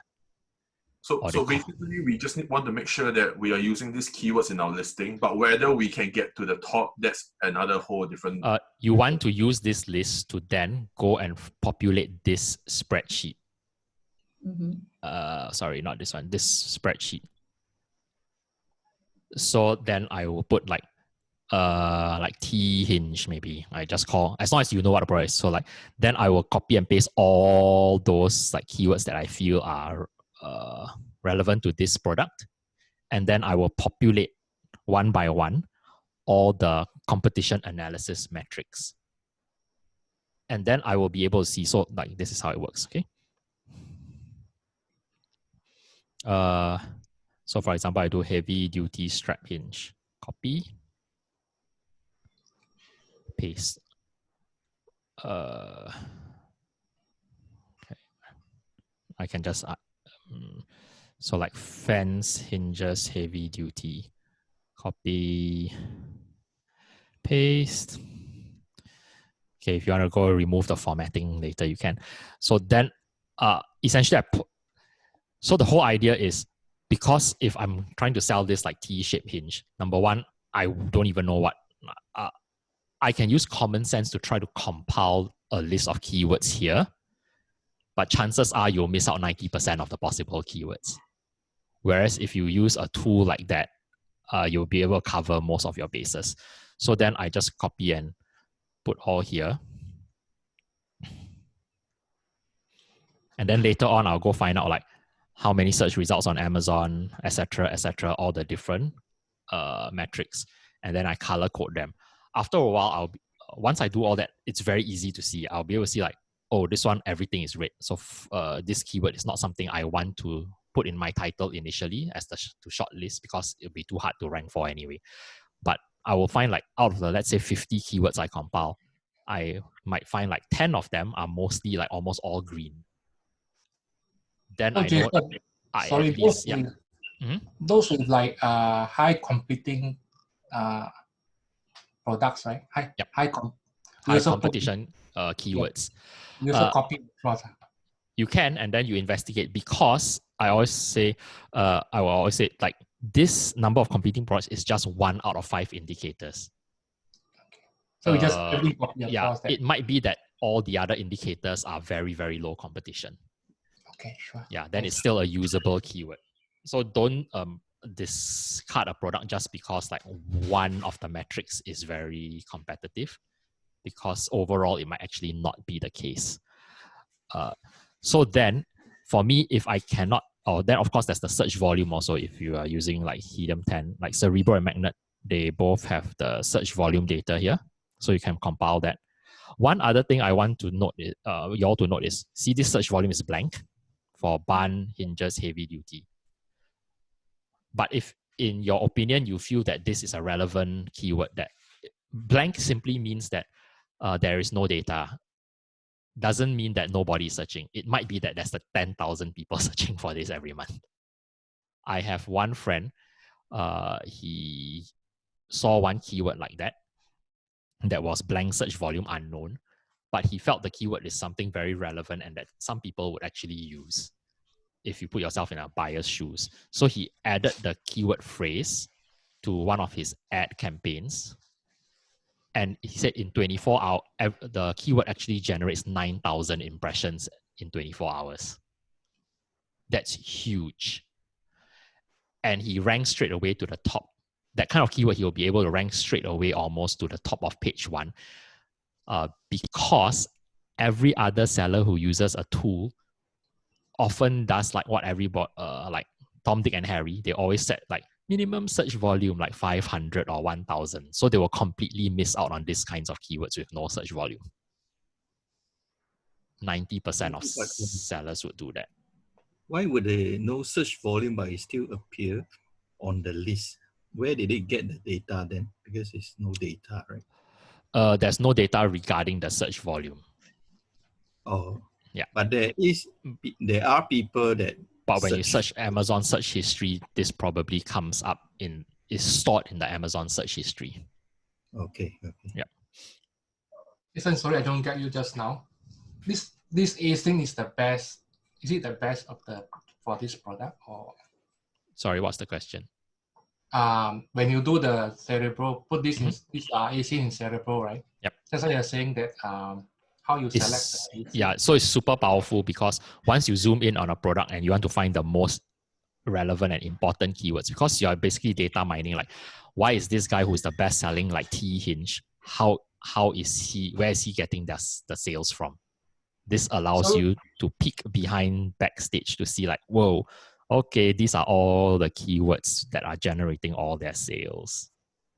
So this async is the one that generates the most sales for this product, is it? Yeah. So how you determine, like, usually when I want to step one, you get the initial product idea, right?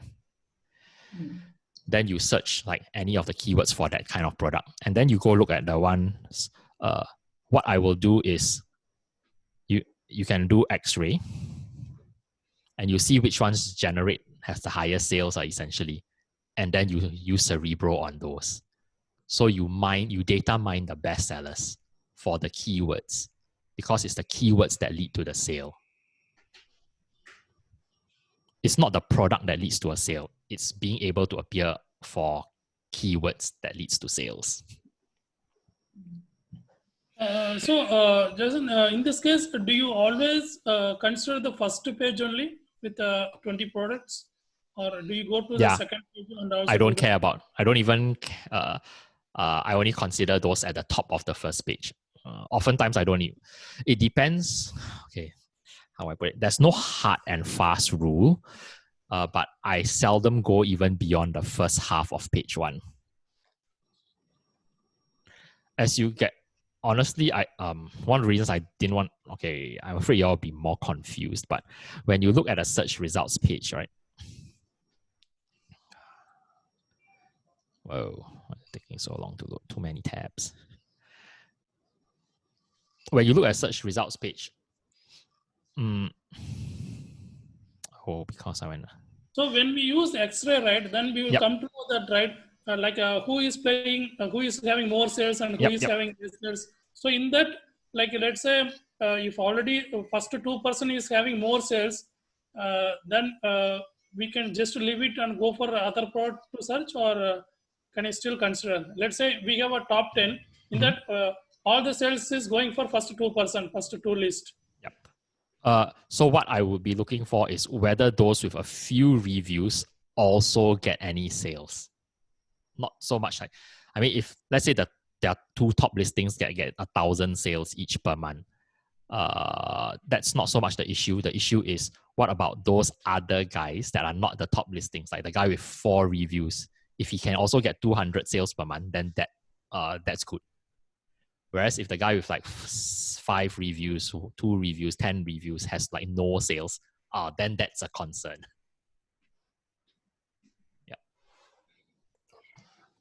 So it's more whether new listings can get sales or not. Yeah, go ahead. What is Amazon's criteria for putting the seller on the first page? It's just like Google search. There's basically thousands of ranking calculations. They will never give you the full thing, but what we do know that they officially state is, number one, the keywords are indexed from your title, your bullet points, your search terms, and there's a section in the back end called keyword search terms, which is not shown on the page. So these 4 places where you put your word, where you type words, text content, these are indexed by the search engine, which the search engine then uses to try to match to whatever customers search for. And then they also do officially state that any keywords inside the title would carry more weight than all the other fields or other sections. Okay, so that's one. The other very big one is what we would call sales attributed to keywords. Sales attributed to keywords would mean when it traces the customer purchase journey. When every customer that buys something would have started by typing something in the search bar, right? And then the search engine will trace like, okay, the sale, what is the keyword that's attributed to this sale? So if you're listing, let's say the keyword is heavy duty hinges for barns. So a customer typed that, and then they ended up buying your listing.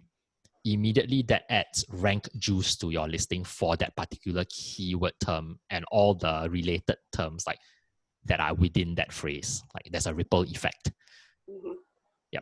So these would be the 2 main ones. Sorry? What about the reviews and the stars? Do they consider that?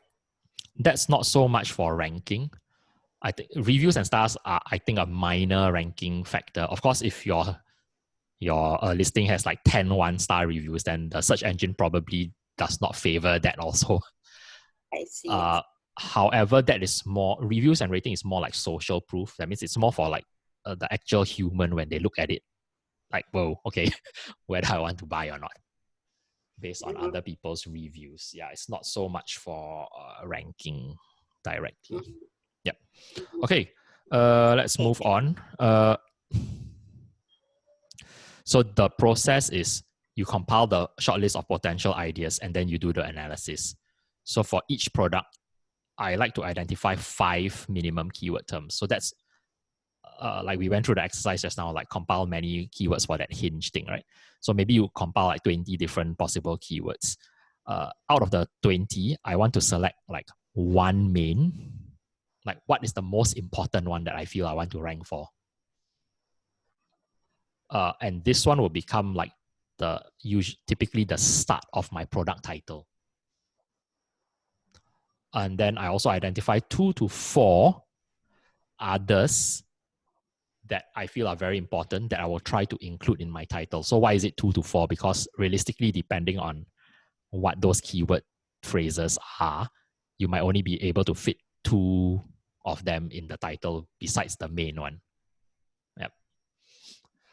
Before the title becomes too clunky or unreadable or runs out of space. So yeah, so typically 5 keyword terms, of which one is the main keyword term. Try to use it at the start of the title so that when people read the thing in the thumbnail results, right, they will be able to see immediately and know what this is. Then you do the analysis on the spreadsheet. So, well, how you shortlist is, first of course, it must be relevant to the product. Then you can put in the search volume data. So unless this one, search volume estimates, you will need a tool like Helium 10 or Viral Launch or Jungle Scout or something to have that kind of information. And then next one, you put in all the competition analysis, which again is all in that spreadsheet, those 5 points. Oops. The whole idea is, yeah. Sorry. So we can just copy for the template, the spreadsheet, right? Mm-hmm. From the Cerebro, we just copy the organic rank 1 and 2. Yeah, I will go as far as to like top 10, probably. 1 to 10. Yeah, you want to go until 15 is also fine. Like you just scroll down. You don't have to copy everything. Like as you read these, right, you will know that some are more relevant to what you want to sell than others. Some you might not choose. Yep. So how does Cerebro rank these keywords that just came out, like on that list? Like what makes it like this number order, 10 and the sort order? It's up to you to sort. Right now it's sorted by organic rank. By default, the results will come back by organic rank. If you want to sort by search volume, you just click and then it will sort by that column header. So so obviously there'll be a lot of related phrases. Yes. So what's the recommendation? Should we go by organic rank first and then by search volume? Or? I typically for Cerebro, I like to go by organic rank because like you will find that some of the search volume, it might be very high, but it might be completely irrelevant to the product. So usually if the organic rank is like within the top 10 or top 15, right, you know that it's almost guaranteed that these are the keywords that generate sales for that listing. So that would make those keywords very, very important if you're selling something similar. Okay, thank you. Yep. So back to my question the other day, that let's say that 5 keywords that now you think that is potential, but your titles, you already put it in. So how can you change that, or how can you optimize that? You can just edit. Yeah, but they will either, it's up to them to approve. Oh yeah. Most of the time, I'll say 90% of the time when you edit, it will just change. In the rare instances that it doesn't change, then you just write to seller support and request that they make the change. Sorry, what are we talking about here? Sorry. She said, like, if you identify, for example, you already created the listing with a certain title, and then later on you find like you want to add or change and include some other keyword phrase. Yeah, whether that can be done and how. So essentially just click edit and then you can just change the title. Yeah, most of the time, 90% of the time, the change will like just be enabled. Using this T-hinge as an example, right? Let's say I do want to pursue it. I go out and I go to China, say, can you make something like this but better? Do I create a separate listing or? You definitely create a separate listing. That's the whole idea of the branding exercise. Yeah, but if it's still largely similar, I mean, a T is a T, right? So. Yeah, but okay, because it's going to be sold under your own brand. See, the problem is if you sell it on this existing listing, right? Can't change anything. This one is no. You might be able to. That's not the issue. The issue is this one is branded as TAM-B. You don't have permission to sell TAM-B, and your product is not TAM-B branded. You would be selling a pirated or fake TAM-B product if you sell on their listing. See, in this case, we cannot put our trademark in this item, right? So still can I brand it and sell it without my trademark on the product? I mean, like, sorry, no, not so a trademark, sorry, without my logo. So what I would do is, I would create a new listing. Once you create a new listing, you put it under your own brand, right? Yeah, correct. It's not necessary to imprint the logo onto the hinge directly. Okay. I mean, the hinge could just be a plain black or stainless steel or whatever color hinge, right? But when you create, but Amazon will want to see, like, if you apply for GTIN exemption, they want to see a photo that proves that there is a brand. So maybe what you can do is, if you put the hinge in, maybe you can paste a sticker. Like, it will cost like a few cents to print like one sticker, right? Or like, let's say $1-2. Ask the China supplier, like, can you print one sample sticker and paste onto the thing? Or they could put it into a box or into a plastic poly bag. Okay. And just insert like a branded piece of paper or paste a sticker on the outside of the box or paste a sticker onto the plastic bag. Yep. Okay. Thanks. Okay. Yep. And so in this case, let's say there's a separately branded T-hinge, it will also get its own GTIN as well, even though it's substantially like in form the same. It looks the same. Yes. So just like if you go to a supermarket, right, there will be like 10 different kitchen knife for chopping vegetables that all look essentially the same shape, but every one will be a different brand. Like one will be, I don't know what kitchen knife brands are, like Zuiling or like Fury or whatever, that are all essentially the same shape of kitchen knife because it's for chopping like carrots. But everyone would have their own brand. Just like car tires. If you're going to change your car tire, right? Like your car has a 16-inch tire, whether it's Pirelli or Bridgestone or Falcon or whatever, they're all essentially round pieces of rubber. They all look more or less the same with a bit of design difference, but everyone will have a different brand on it. And therefore everyone would have to be listed, because in the consumer's eyes, it's a different brand. Sorry, while we're on the GTIN, sorry, just real quick. Different color. Let's say the T-hinge, right? That one is black. If it's a blue one or a brown one, it's a different GTIN. Okay. If you use the same GTIN, right, then you will have to list your product as, you have to explicitly state to the customer that you will get a random color, because there's no way to identify, right? Like the machine cannot, when they scan, the blue is the same GTIN, the red is the same GTIN. So to the machine, they only read the barcode. Okay, got it. Thank you. So this one will be applicable for dress also. Let's say we have a size S, M, L, and with different variation. So each variation you should have a GTIN. Okay. Correct. Yep. So if you have 2 colors of shirts, and then each shirt has 5 sizes, XS to XL, that means you will need 10 GTINs. Okay. If they all have the same GTIN, then the warehouse robot will just pick. Randomly send to the customer. Okay. Yep. Sorry, Jason. So I asked this question yesterday. Let's say we trial a product with a certain GT and we take it and update to GS1. Then subsequently this product failed and then we took it down. Can we reuse that GT number? On GS1 you can, but on Amazon you can't. Oh, okay. Yeah, Amazon once the GTIN is used, right, it's like forever unchangeable in their system. I've asked them about it before. Yep. Okay, thanks. Okay, so now let's move back to here. So you compile all these search volume, blah, blah, blah. So that's all in that spreadsheet. Then point number 2, the whole idea of doing that competition analysis, right, is if the majority of the cells are green, I would say at least half or more, it implies that it will be fairly easy to get onto page 1 very quickly. And that's the whole idea. If you launch a product and there are no keywords for which you can get onto page 1 within, like, let's say a month, that you cannot get onto page 1 even if you run an ad without having at a reasonable cost, then what you have is a product where it's all the keywords are too competitive, and then essentially you can't make any. It's not going to be cost effective to be able to make your sales. Yeah, so the whole idea is to look for the low competition so that once you launch, it goes live. It is easy to get organically as well as by running ads in order to appear on page 1 as soon as possible. All right.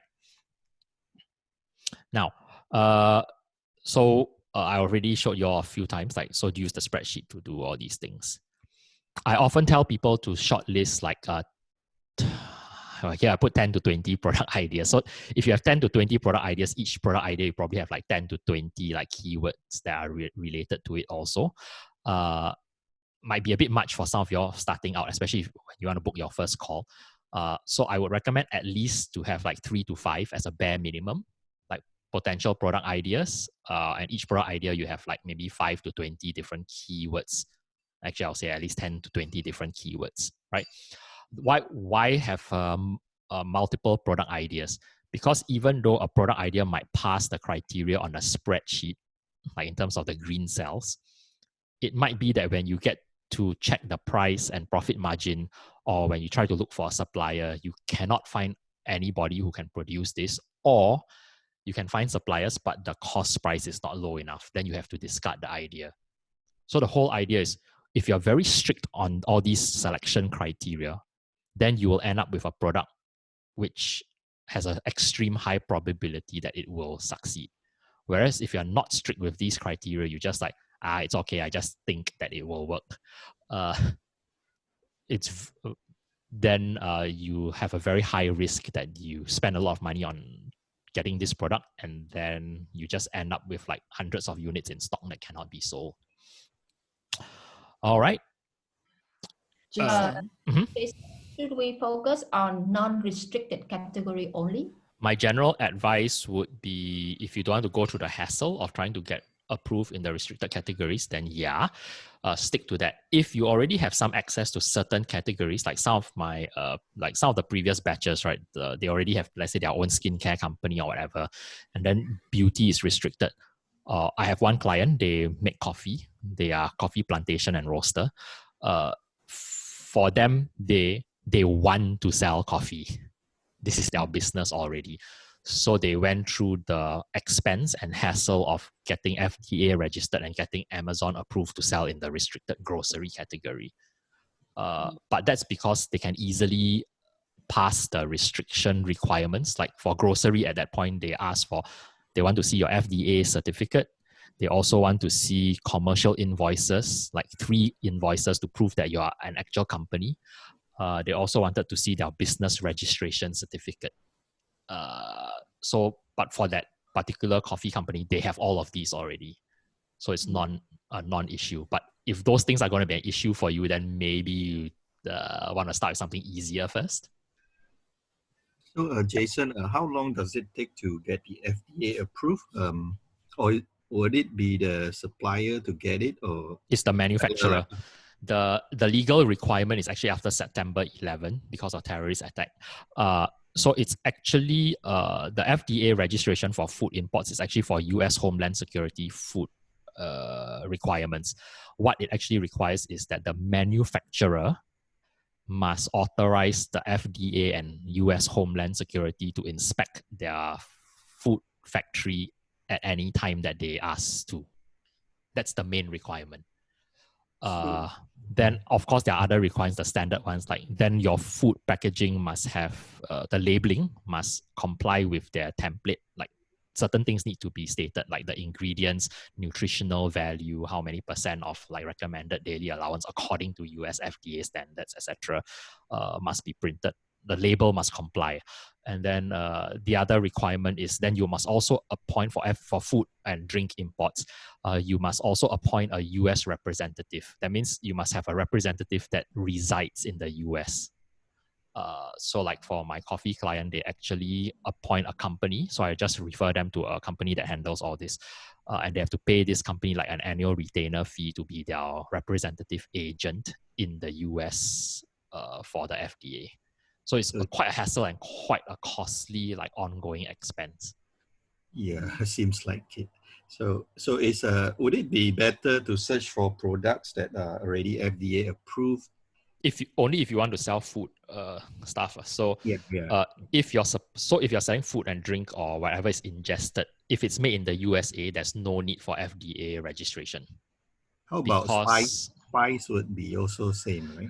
Yes, I think spice would also be same. So if you want to do like spices from India, I do know an agent who specializes in that kind of thing. So the suppliers that he has most of them would already have all the FDA registration, blah blah blah, which would then be So that eliminates all the hassle that you need to go through. Okay, thank you. Yeah. If we were to look at 10 to 20 product ideas, so we may end up with items from various different categories. Yes.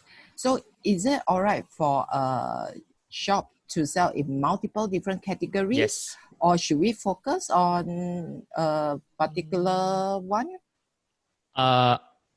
Both are okay. Like some people are very focused. Like one of my client shop is only coffee.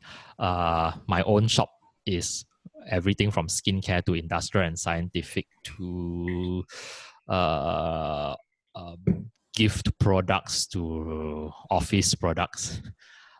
So there's no right or wrong. For me, I like half my products are skincare or beauty category related. So that's a pretty big specialization for me. But then the other half of the products is essentially if I do the keyword research and it pans out and I do the price analysis and there's a good margin, then I'm okay for that. So my store on Amazon has 2 brands. One is a skincare brand and one is a catch-all brand. Yep. So when we do branding, we probably do branding for the category or those product lines that my we advice have a would niche in? My advice would be to have if you don't have a brand name yet, to start off with a brand name that is able to catch all. That means it can cover any kind of product. It not necessarily is limited. Like it's not like whatever clothing or something. So like a brand name like Paul Frank could essentially sell anything, right? Because it doesn't mean anything. Listen, let's say for this is mostly for like a US and maybe other region, right? We have to follow this pattern because they have already history data to do all this analyze. Let's say for Singapore, when we start, do we need to follow this based on the US pattern? Maybe we use US data analyze, then we can replicate in Singapore or how? Because for Singapore, there is no list right now. And also, there's no data. Yeah, no data, right? So in this case, how let's say I want to decide to sell some few things.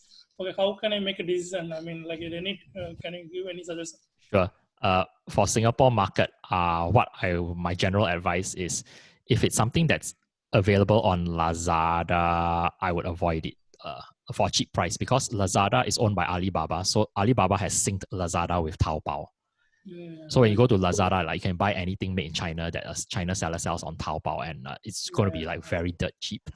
So if you sell those kind of made in China products on Amazon Singapore, I don't think it's going to work because you can't compete directly against the China sellers. However, if for other types of products at the moment, I would say because selling on Amazon Singapore, the fee currently is free. There's no subscription fee. So there is no, it's very low risk to just list and test stuff. Okay.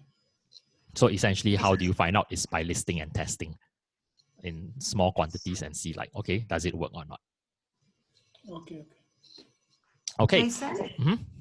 Sorry, before you go on, you said you had 2 stores, right? So one focusing on wellness and health and beauty, and the other is a more casual, miscellaneous. Mm-hmm. So my question is, if you start off, obviously, just you want to isolate or identify one good product to start off with. Mm-hmm. From my and John's perspective, that's what we want to do, and then grow it from there.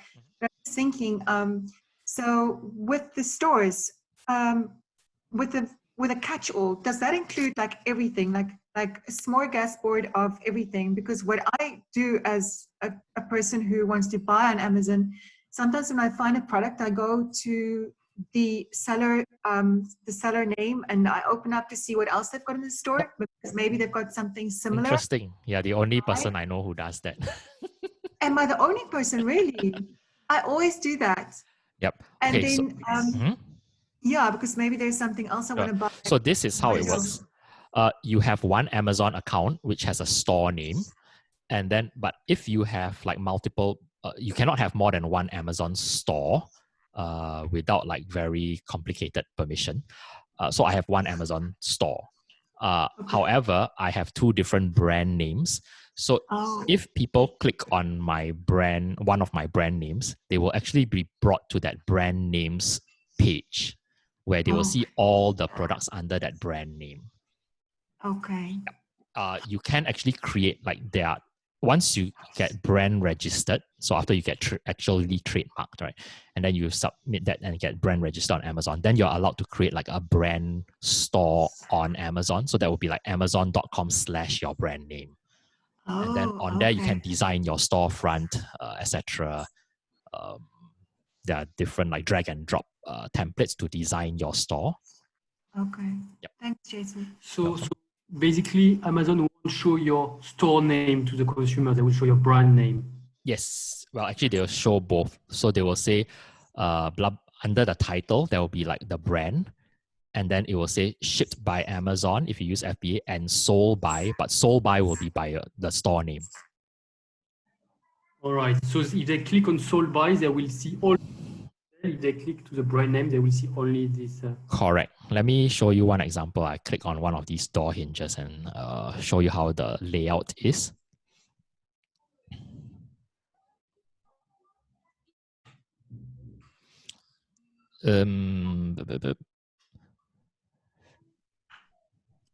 Okay. Some of them might only have like one brand. So here you see like Tambi is the brand, and this would be the brand name. Okay. Yeah, it's like buy Tambi. Yeah. So if a shopper clicks on this, they will see all the they'll go to the page. Let me open a tab with all the listings that are branded Tambi. However, if they go here in the buy box, can you see it says sold by? Yeah. If they click here, they would not go to the brand page. They would go to T&B, which is the seller's account page, which will show all the brands, the brands that they have. There will be a list if they're of brands, and then when buyers click on each brand, they will see the products within that brand. So, for example, so now I'm in Tambi's page, and there are 67 results under the brand Tambi. So this seller is probably not brand registered, or even if they are, they haven't bothered to design a page. Okay. Yeah. So the powerful thing is eventually when you get trademark registered, then you can design the page. You can run ads, and when your ads, for example, on this headline, let me just click back. Like you see this headline thing here, right? Because this Flexi Hose has their brand store. Yeah. So when somebody clicks on any part of this banner, they will be brought to Flexi Hose's brand storefront. Okay. And then you can design your storefront like with like there are various templates, and it's also drag and drop different element modules. So you can see like, yeah, they can have like a, yeah, this thing and the headline banner, and then like, so essentially this is like their web page on Amazon. Okay. Their brand web page. Yep. Okay. Sorry, Jason, you said that each Amazon can only have one storefront. Because I was playing around at the Seller Central and I noticed you can set out a few storefronts. You can have multiple brand stores. Ah. But you can only have one account. One account, any brand store. Okay. And sorry, Jason. Yep. Because yesterday you say if you don't have a GTIN and you go for the exemption, you can only trade in one category. No, you can choose multiple. Oh, yep. Okay. So it doesn't matter. You can still choose. Yep. Road as a name. Yep. Get an exemption Yep. for like coffee bean. I don't know. And yeah. then So for grocery, for beauty, for blah blah blah, home products. Yeah.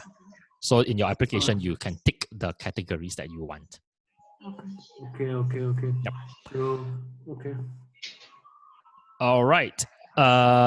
So now let's quickly move on to section 4. We are quite far behind time, but it's okay.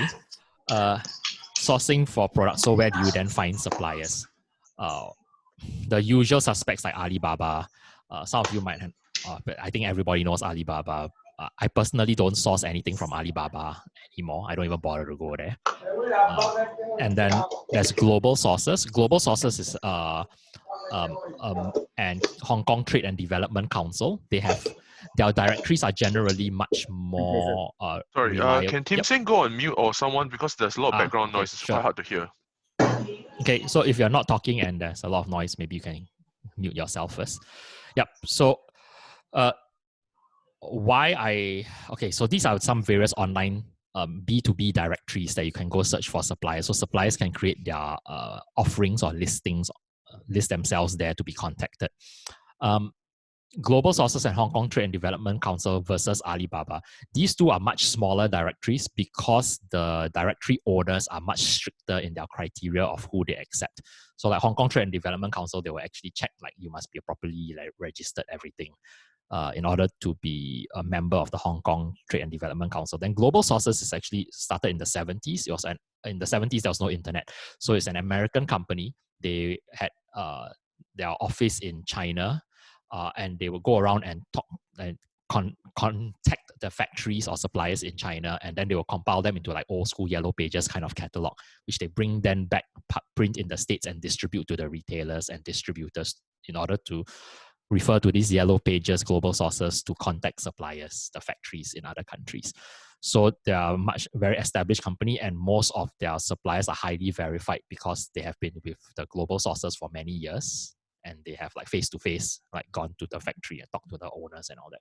Whereas Alibaba, literally anybody, any one of you can go onto Alibaba now and create a Alibaba supplier account, right? So that doesn't mean Alibaba is all bad. There are obviously real, legitimate, genuine, reliable suppliers on Alibaba, but there's also fly-by-night kind of suppliers who might be there because it's easy for anyone to list there. Jason, I mean, may know the reason, I mean, why you don't choose Alibaba, like as a beginner, like which is the best option to go? I would say why I don't use Alibaba anymore, because I use an agent.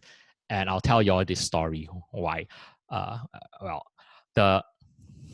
My record is, so I had shortlisted one particular product. It was a party decoration item. I went onto Alibaba myself. I looked for the quotation. And then it came back at a certain price point for various suppliers. Then I went on to 1688. This 1688 is Alibaba in Chinese.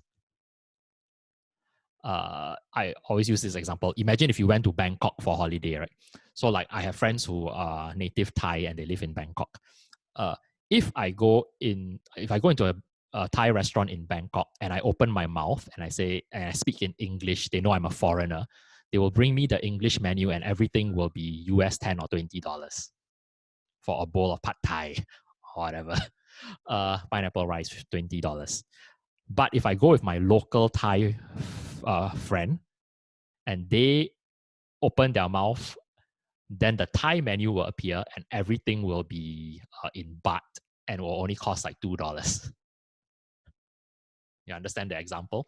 So this is like similar to Alibaba versus 1688. You will find that many of the suppliers are exactly the same, except everything on 1688 is in renminbi and everything on Alibaba is in US dollars.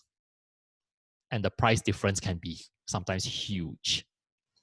Okay.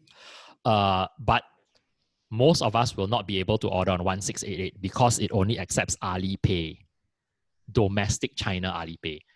So if you live in the UK or Singapore, you can go apply for an Alipay account, download the app, but your international Alipay will not be accepted for transaction on 1688 because it only accepts domestic Alipay accounts linked to a bank account in China. So how I deal with this then is I use agents. Because my agent lives in China, so my agent can order for me. The other good thing is I have the record savings I've ever had is, so I find a product on Alibaba, the contact details of suppliers. I find the same supplier on 1688. I contact my China agent. I said, hey, this is the link to the seller on Alibaba and 1688. I want to order this particular thing on their 1688 listing. My agent said, can you wait one day? Because it was evening. Said, tomorrow morning, I will call the supplier on the phone and see whether after talking to them, I can bring the price further down. So the price at first was 60 cents or something like US dollars on Alibaba. It was much cheaper, like 3 times cheaper on 1688 in renminbi after you convert. Now, next day, my agent, after speaking to the owner, messages me back and said, hi, I just finished speaking to the owner and I've brought the price down by another 30%. So that's why I always use agents to deal with China, one of the reasons. They are local, they speak the local language, and they often can get at least equal or lower price than what I would be able to get as a foreign buyer. The other thing is, anyway, I cannot inspect the goods if I don't use an agent. If in the past, my first ever order from China, I ordered on Alibaba, and then I had it sent to a US inspection company in California. When the shipment reached the US inspection company, the US company said, 20% of the products are damaged, the packaging. What am I going to do? Am I going to ship it back to China to get it replaced? That would not be possible. So that's already too late. Whereas with my agent in China, they will receive the goods locally. And if the goods are not up to standard, like it has happened before, I had my agent, I ordered ponchos, disposable raincoat, like the Daiso kind. And they cost like 20 cents each or something. Anyway, I ordered like 20,000 of these ponchos packed into sets of 20. My agent received the delivery of the ponchos. And then what happened was he contacted me and said, Jason, the quality cannot make it, is what he said. So then I was thinking, so how now? And what my agent did was he said, don't worry, I will return it to the supplier and get your 30% deposit back. So if I didn't have somebody in China who is my representative and who has my interests, those ponchos, imagine if I ordered directly on 168 or Alibaba and I got the supply to ship directly to FBA, they would all be substandard. And then I get a lot of 1-star reviews and then I'll be stuck with thousands of these ponchos. But because I use an agent, he can inspect them on the ground, on the spot in China, and he can demand a refund back because it was not what I wanted. So that's why I continue to use this particular agent, which I'll give you all the contact in the next few slides. All right. Jason, so does your agent do inspection as well, right? Quality inspection. Essentially. Do you still get samples? Yes, I do before I order. Because sometimes, for example, let's say you want to order artificial flowers, I don't know.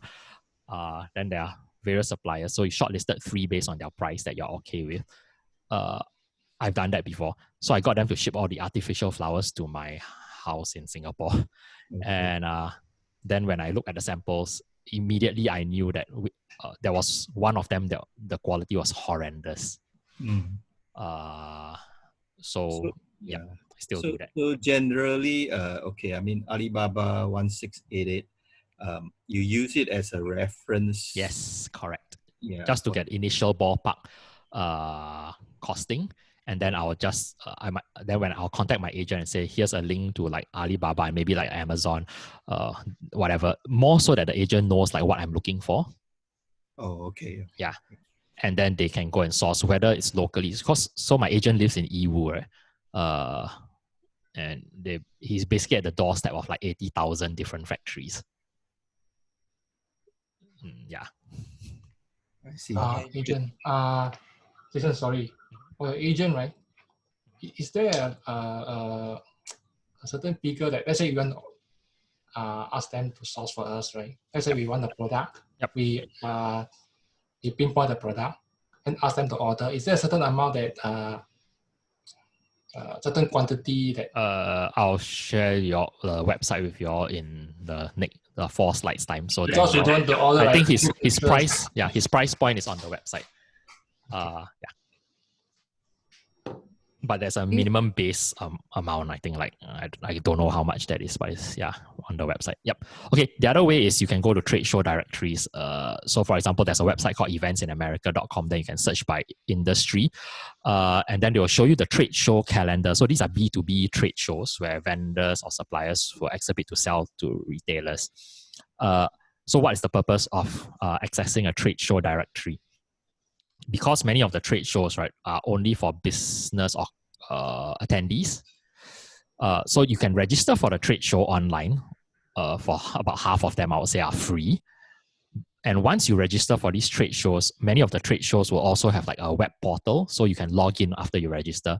And then there will be the list of all the vendors who are exhibiting there and their contact details. So if you are interested to like source for a particular kind of product, then you can search by industry, and then you register as a trade attendee for a trade show in America, let's say. You don't have to go, but just by the fact that you register, you access to the portal, and then you have access to the directory of all the contact details. Then from there, you can go contact the supplier. So usually when I send an email, I will say something like, hi, blah, blah, blah. Like there was one trade show that I registered for. It was already over. It ended like 1 or 2 months ago. Nevertheless, the registration was still open. So I registered, and then I found one supplier that was interested to their products. So I contacted them by email and said, hi, I'm so-and-so, and I'm a registered attendee for the XYZ trade show where you were exhibiting, but I never got the opportunity to meet up with you because I didn't go, right? I don't have to say that. I just say I never got opportunity to meet up with you. However, I'm really interested in your products. Would appreciate if you could email your product catalog and price list. Yeah, something simple like that. So yep. Okay, so that's trade shows. And then honestly, one of my favorites is Google. Oftentimes, if I'm searching for a particular product, I've shortlisted something, then I'll just type the product name, like for example, stainless steel door hinge manufacturer, stainless steel door hinge supplier, stainless steel door hinge private label, or stainless steel door hinge wholesale.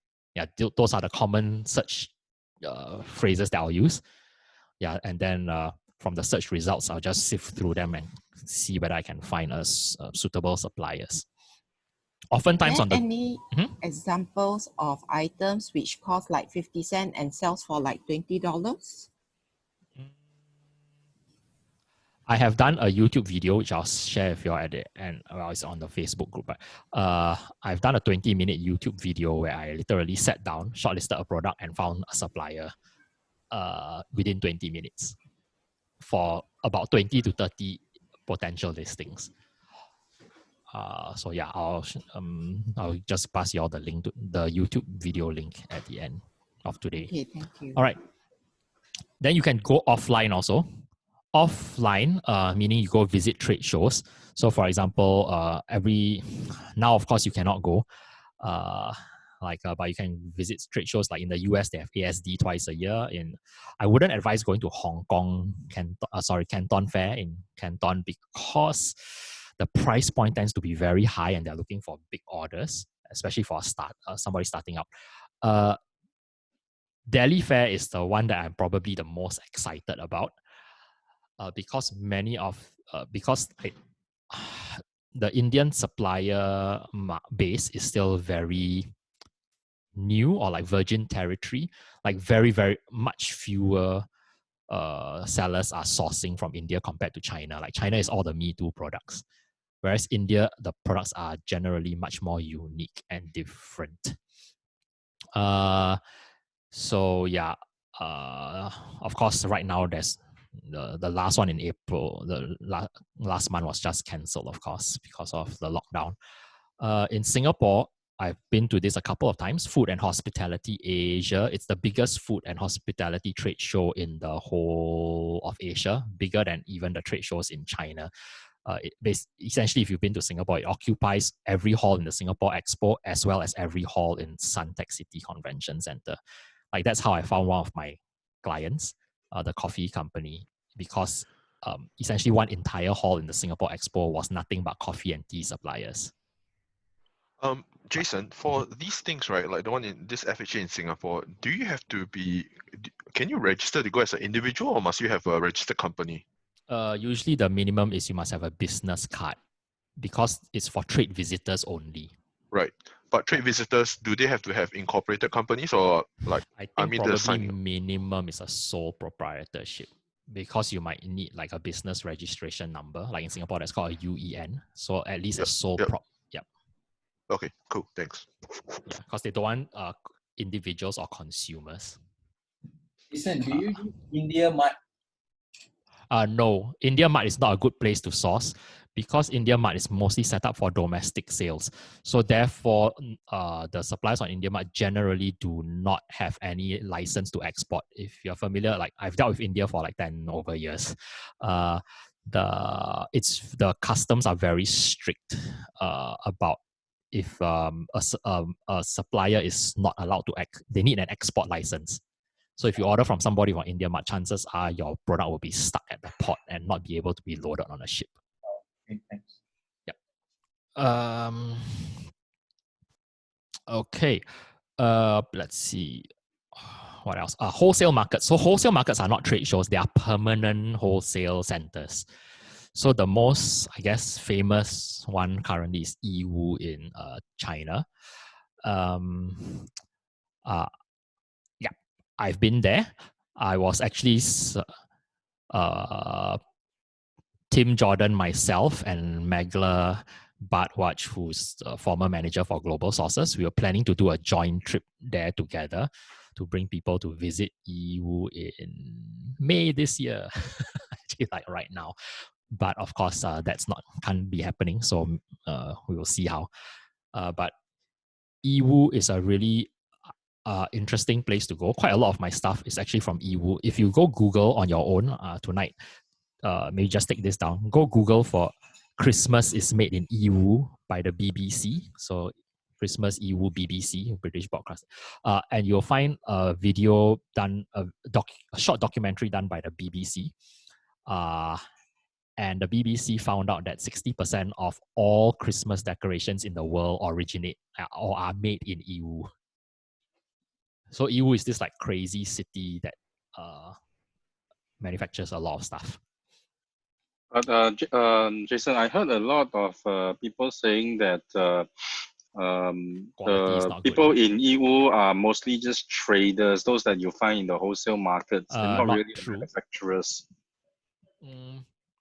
When you walk in the Yiwu market, you'll be able to know who's the trader and who's the manufacturer immediately. It's pretty obvious. Yeah. Okay. So, and also the advantage of sourcing in Yiwu for me, of course, there are pros and cons. There are common complaints. People say Yiwu products are very low quality. That is because when you go there, you'll understand why and why not. Most of the people sourcing in Yiwu are from developing countries, like in South Asia and in Africa. You'll see a lot of people like that from like Pakistan, Bangladesh, Burundi or something. and they are looking for very cheap, like $1 kind of products to sell back home in their retail stores. However, if you talk to the business owner and you say you want, okay, this is why that's the case. Imagine when you go to Ewood, like the kitchenware section, you will find 600 showrooms, one next to another, that all sell nothing but pots and pans and ladles and all that. Like literally 600 over stainless steel kitchenware and stuff. Because the profile of most of their customers is from like Bangladesh, in a village, like a guy with a little shop in a village, the guy is not looking for his high quality US market, European standard kind of frying pan. He just wants the cheapest one possible. So a lot of the shop owners, by default, they will quote the cheapest price. However, if you say no, you want the high quality one, then they can also show you the high quality that's meant for like say according to European or American taste. Yep. So you just know how you need to be able to ask the right questions. The other advantage is because they already have production, especially if they are a factory, right? Sometimes the MOQ is literally whatever we have in the, we already have some ready-made off the shelf in the carton. You can just take that. I've walked into shops in Yiwu where I asked the owner, like, hi boss in Chinese, okay, I like this product. What's the MOQ? Then he said, oh, we have that, the carton, we have a few cartons on the floor. MOQ is like you take one carton, there's like 10 pieces inside for like $5 or whatever. And then that's very simple. I can just package that, put all the things into a simple craft box or into a simple like poly bag. And if I want to, I just stick a simple sticker onto the outside and they're done. All right. Last one is physical businesses. You can literally go approach physical businesses. I know a 14-year-old boy from Singapore who's been featured on TED Talks. He's now studying in Finland. So I've been to his house, had lunch with him and his father. He essentially launched his own private label product, and he even managed to get Eric Cantona, if you all know who that is, to do a YouTube video for him using his product. Seriously, he was a 14-year-old boy, right? Yep. So how did he get his product manufactured? He wanted to do it made in Singapore because he was patriotic. So he literally went to like the industrial area where they manufacture plastics in Singapore, like several factories, and he knocked door to door and showed them his design. And finally, one time, an old couple who ran a plastics manufacturing plant said they can do it for him. So that's so if he can do it, yeah, I don't think anyone has an excuse. All right. Jason, for the Chinese suppliers, how do you overcome the US and China trade wars issue? Because how do they know that what are the items that's being having the imposed on extra taxes, and do they do export for including all those taxes? Yes, so when I get my shipping quotation, it is all inclusive. I don't like to deal with hidden costs. So my agent will quote me everything, including customs duty. Okay. Yeah, because the agents will know like what is the commodity. Then they can talk to the shipping company to like decide what's the commodity code. Because every product will be classified under a certain commodity code, and then a commodity code will have a certain duty rate. Mm-hmm. So the trade, the agent that you engage is also in charge of the so-called the freight forwarding portion. Okay, all right, thanks. Then, of course, if you use like India, for example, there is India and the US have a free trade agreement.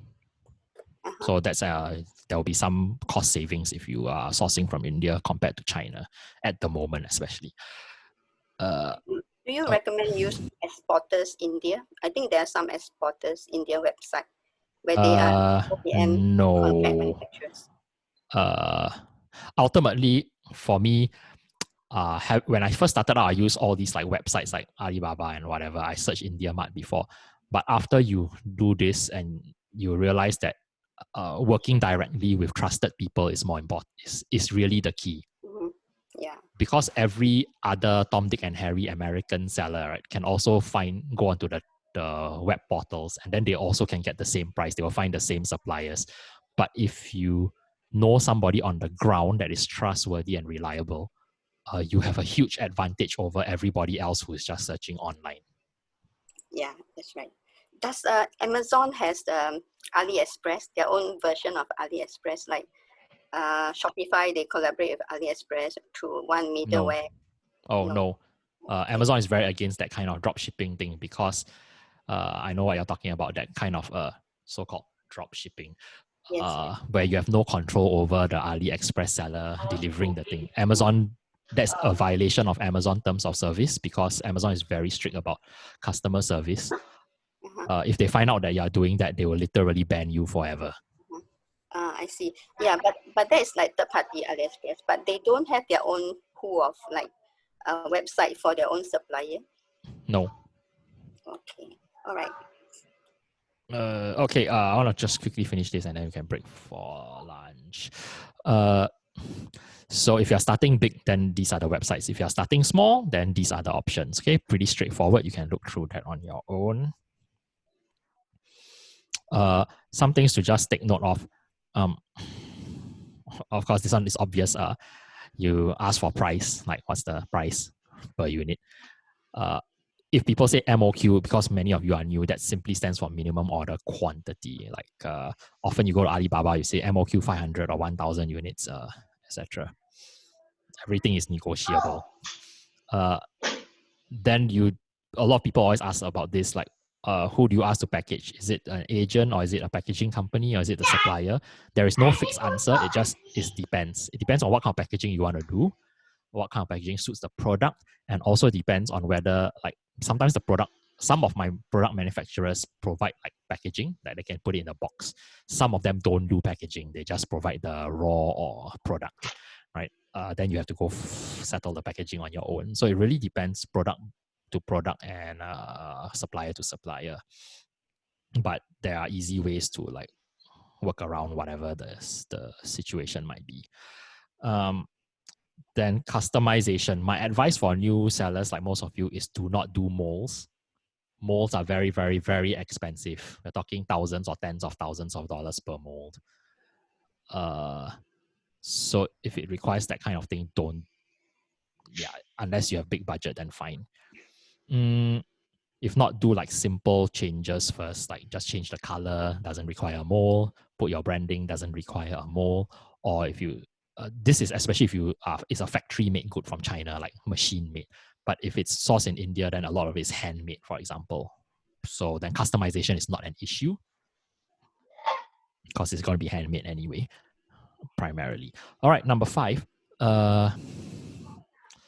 The compliance certifications. So whatever you sell, please make sure that, because you are going to be responsible, right? You are the retailer, you are the brand owner. So you better know whether your thing is compliant with any legal regulations. This varies from country to country. So if you sell in the UK, they will have their own regulations about different products. The US has their own regulations. Singapore has its own regulations. So that's your responsibility. I know about some things. For example, I'm a bit familiar with FDA because I've gone through that process before. I'm familiar with cosmetics in the US because I also retail there for many years in terms of my skincare products. Like I have had, if you're in the My Silent Team SG Facebook group, there's one thread. Country has a lighthouse, right? Other country has lighthouse, Sorry, right? can't hear anything. Singapore Can also those who are not talking go on mute? There's somebody whose kid is asking about Sorry, lighthouse. Ray. Maybe you Is can it mute Ray? yourself. Okay. So like I had one incident in the Facebook group, My Silent Team SG. Most of you probably already there.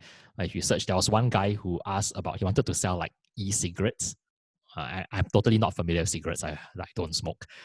But he wanted to sell e-cigarettes in the States. And then he asked me, what are the legal compliance requirements for e-cigarettes? And then I said, wow, I have no idea.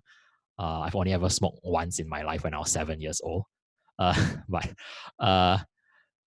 I don't know anything about e-cigarettes. So I said, if you want to sell e-cigarettes, I think it's important that you find out the regulations around e-cigarettes. And then like he started cursing and swearing because he said, what kind of expert are you? Why don't you know about e-cigarettes? I'm like, oh, I know about SEO and how to build a brand, but I don't know about the legal compliance for like every single product in the whole world. I don't think anybody knows. And then of course, payment terms, number 6, you need to, when it comes to payment terms, again, this is a repeat, but if you source yourself like directly on Alibaba, it's typically going to be 50% down payment, 50% balance. However, if you work with an agent, like the agent that I'll recommend, he's typically like 30% down payment, 70% balance. So it's a bit better terms. And they provide some layer of protection also because they're on the ground. They can go like what we call like bang the table of the supplier if they don't deliver on the goods, etc. Same thing with like agents in India. I'll share a link to a group on India sourcing. Some of you already are in there. That's run by Megler. So I collaborate a lot with Megler. We often speak together. Like next month, Amazon is going to have a seller conference, and they've asked me and Megler to be 2 of the speakers. So I often do the what do you choose to sell portion, and then Megler is the expert on then where do you source this thing. Yep. Source where we can find the compliance certification for the US, for example, like simple categories as home or tools improvement. Is there any compliance we need to find out? I think compliance will be more when there's a safety issue involved, such as I know like generate, like for example, if you're making like door hinges, I don't think there's any compliance or doorknobs. Whereas if you're doing things like children's products or baby products, I know there's compliance requirements because in the US there's a child safety and protection something. And then so you must be certified like this, lead-free, mercury-free, the paint or coloring is safe, etc. For food, anything that's ingestible, I know as long as if it's imported into the States, it needs to be FDA registered, the Homeland Security clearance, authorization, and then labeling compliance. Electronics, I'm not sure. I think it also needs compliance because in the US there's an FCC. So it deals with like if there's electronics and there's frequencies and all that, and electrical safety, etc. So it really depends. The best people to talk to, I would say, if you want to import things that might have such an issue, is talk to what we call a US customs broker. Again, I think in the next few slides, in the shipping slide, there's the link to the customs broker that I have used and would recommend. And they have been able to help people where no other company has been able to help. So I highly recommend them. Very, very good. The price is very competitive and the service is excellent and the expertise is very good. Next, shipping options. We will cover that in detail, but essentially when you talk to suppliers, some of them might be able to ship directly for you, or you could just engage shipping service separately. So again, there's no fix like which is what is correct or not. There's just different ways to do it. So like all my China orders, for example, is my agent consolidates and ships and handles arranges the shipping. I have products that are made in Taiwan, so that's like not China. My Taiwanese, I have 2 suppliers in Taiwan. So one of my suppliers in Taiwan always handles the shipping, and then the supplier B, I will have supplier B ship to supplier A's warehouse, and supplier A will consolidate together and arrange the shipment for me. Yep, so it just varies. I have done shipping several times from India before. My advice is let somebody who's a professional handle it. I've tried to save money before, so I have a friend who lives in India, and then she tried to engage the cheapest local freight forwarder she could find in Calcutta, and then the shipment was so messed up. It was like stuck at Calcutta port for 6 months. Essentially because the port inspector wanted a bribe. Just like about sea shipping and air shipping, like which is the best option? And there is no best or right or wrong, but I'll cover shipping in detail. There's one whole section 5. The next one is on shipping. Okay, thanks. All right. So packaging, Amazon has some packaging requirements. Essentially, the minimum they require is the product must be in a poly bag or plain box. You all know what a poly bag is? You know, when you buy a t-shirt, it has that self-sealing flap, the sticky flap. Yeah, that's what Americans call a poly bag. So that's the minimum. Or if not, it can be in a box. Okay, the box can be plain or you can go print your own design on the box, but this is the bare minimum, okay? You cannot just sell like a teddy bear without being in a box or poly bag, because in their warehouse, it will collect dust, etc. If you want to do packaging design, yeah, you can do it yourself or you can engage some freelancer. Fiverr will be the cheap ones. 99 Designs is pretty interesting. I have quite a lot of friends who have become very, they are serious like sellers. They like to use 99 Designs. 99 Designs is, the workflow is you submit your proposal. You say like, I want to do a design for this, this, and this. This is the box size, blah, blah, blah, or this is my bottle size. And then what will happen is that it's multiple designers who will submit their draft design to you, and then you select who you want to engage. So it's pretty interesting. It's like a bidding system. I have this project, submit your proposal, and then you select which one you think, whose design you like, and then you award them the project. Starting price for 99 Designs is much higher than Fiverr, though. I think it's 399 USD. Is a packaging design you're talking about like this, like just the cover package? Yep. Printer? Yep. Okay. Yep. So it could be a box with printed design. It could be a plain white box or brown box. It doesn't matter. Or it could be as simple as a poly bag. Okay, the last one for this section, then we break for lunch, is here are the sourcing context. So this is slide number 87. You don't have to write it down. You all have access to the shared folder anyway. So for China, the agent I use is Minden International. Minden has two bosses, the partners, Angus and his best buddy, Mike. So Angus is like the face of the company because Angus' English is very good. He has a lot of like YouTube videos and all that. Which are actually very helpful. So go actually check it out. It'll give you a good idea about sourcing and shipping basics. Then Angus' partner Mike is the one who, and his wife Julie are the ones who handle my orders. So Mike used to be in manufacturing, so he's very good with understanding how to work with like factories. Okay, this one is a more big time sourcing agent in China. They are also very good. I've met the boss, the CEO before, but they are big time, as in they literally supply to Walmart. So yeah. Angus' company is a more aggressive startup, so they're more willing to work with new sellers. Next one, so this is for China. If you're sourcing from India, or even if you're not intending to, I do highly recommend you go and join these groups. So sourcing from India Facebook group, and then which is by Magla, and she also runs an India sourcing trip once or twice a year. So this group is very, very, very helpful. Okay, and the group also has like she has uploaded documents there with vetted sourcing agent and supplier contacts. Do join it like after today or like after this class, because next week I believe because the Delhi fair was cancelled, right?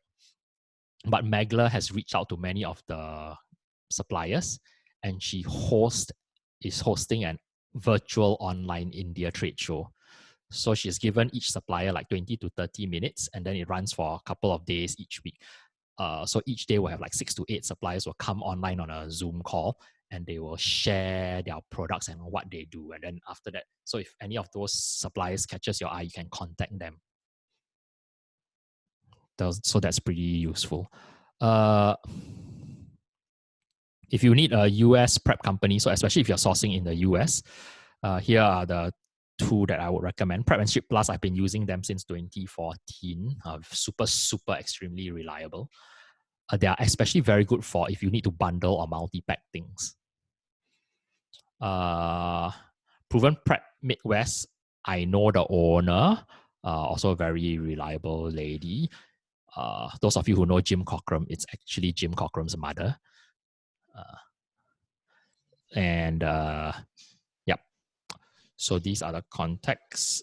This one is not so much for sourcing, okay? This one is more for prep. Like, because if you source in the US, you don't really need an agent. They all speak English, and most people are not like they know what they're doing. It's very transparent. So you source yourself, and then but if you need prep, then you can contact them to prep for you.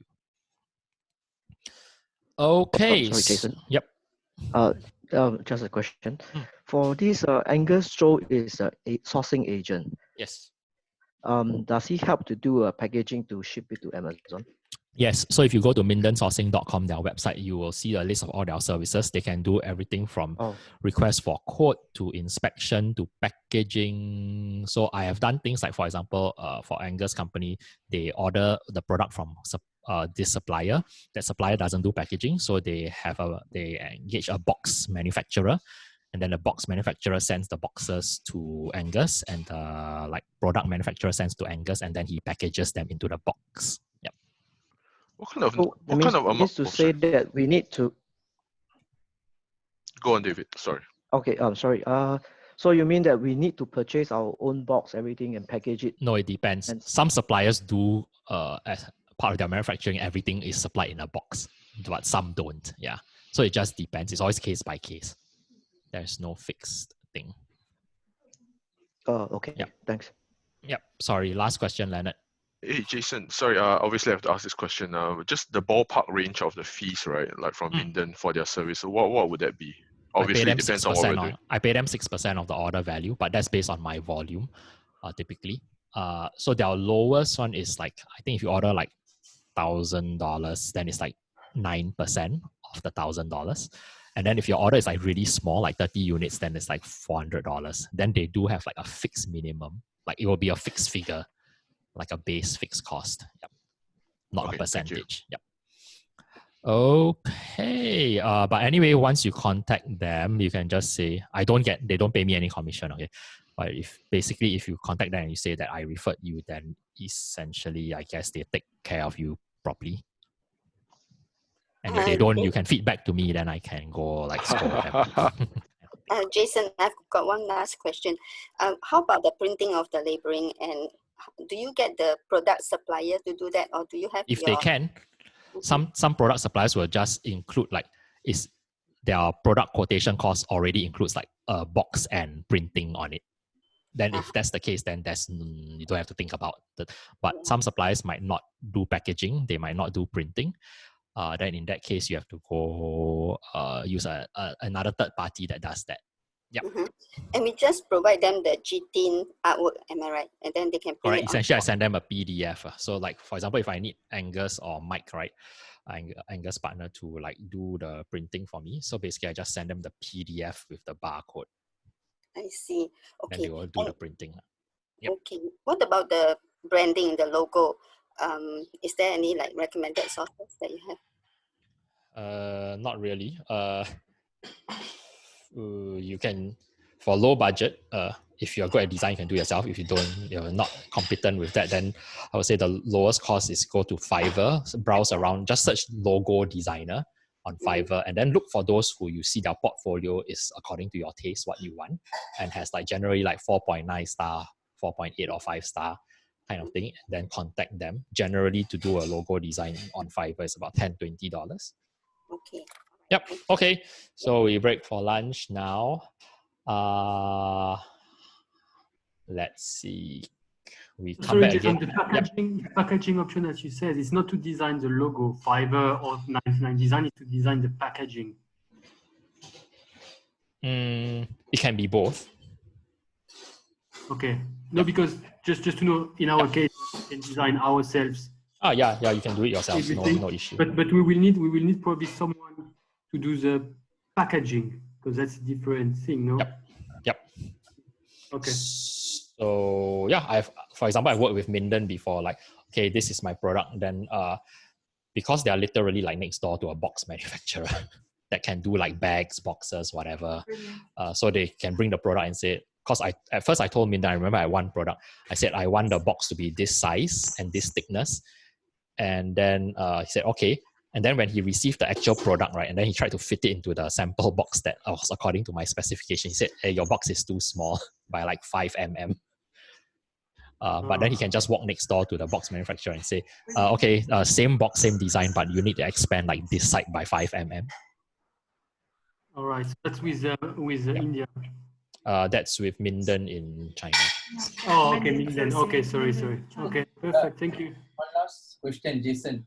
The supplier, for example, China or India, you get them to do everything, including the GT, the label, and everything, and then finally, when it goes to Amazon warehouse, is exactly how you're going to ship out to the customer? Yes, it's completely finished package when you ship to Amazon because Amazon's not going to do anything. Okay, let's break for lunch. Let's come back at 2:10.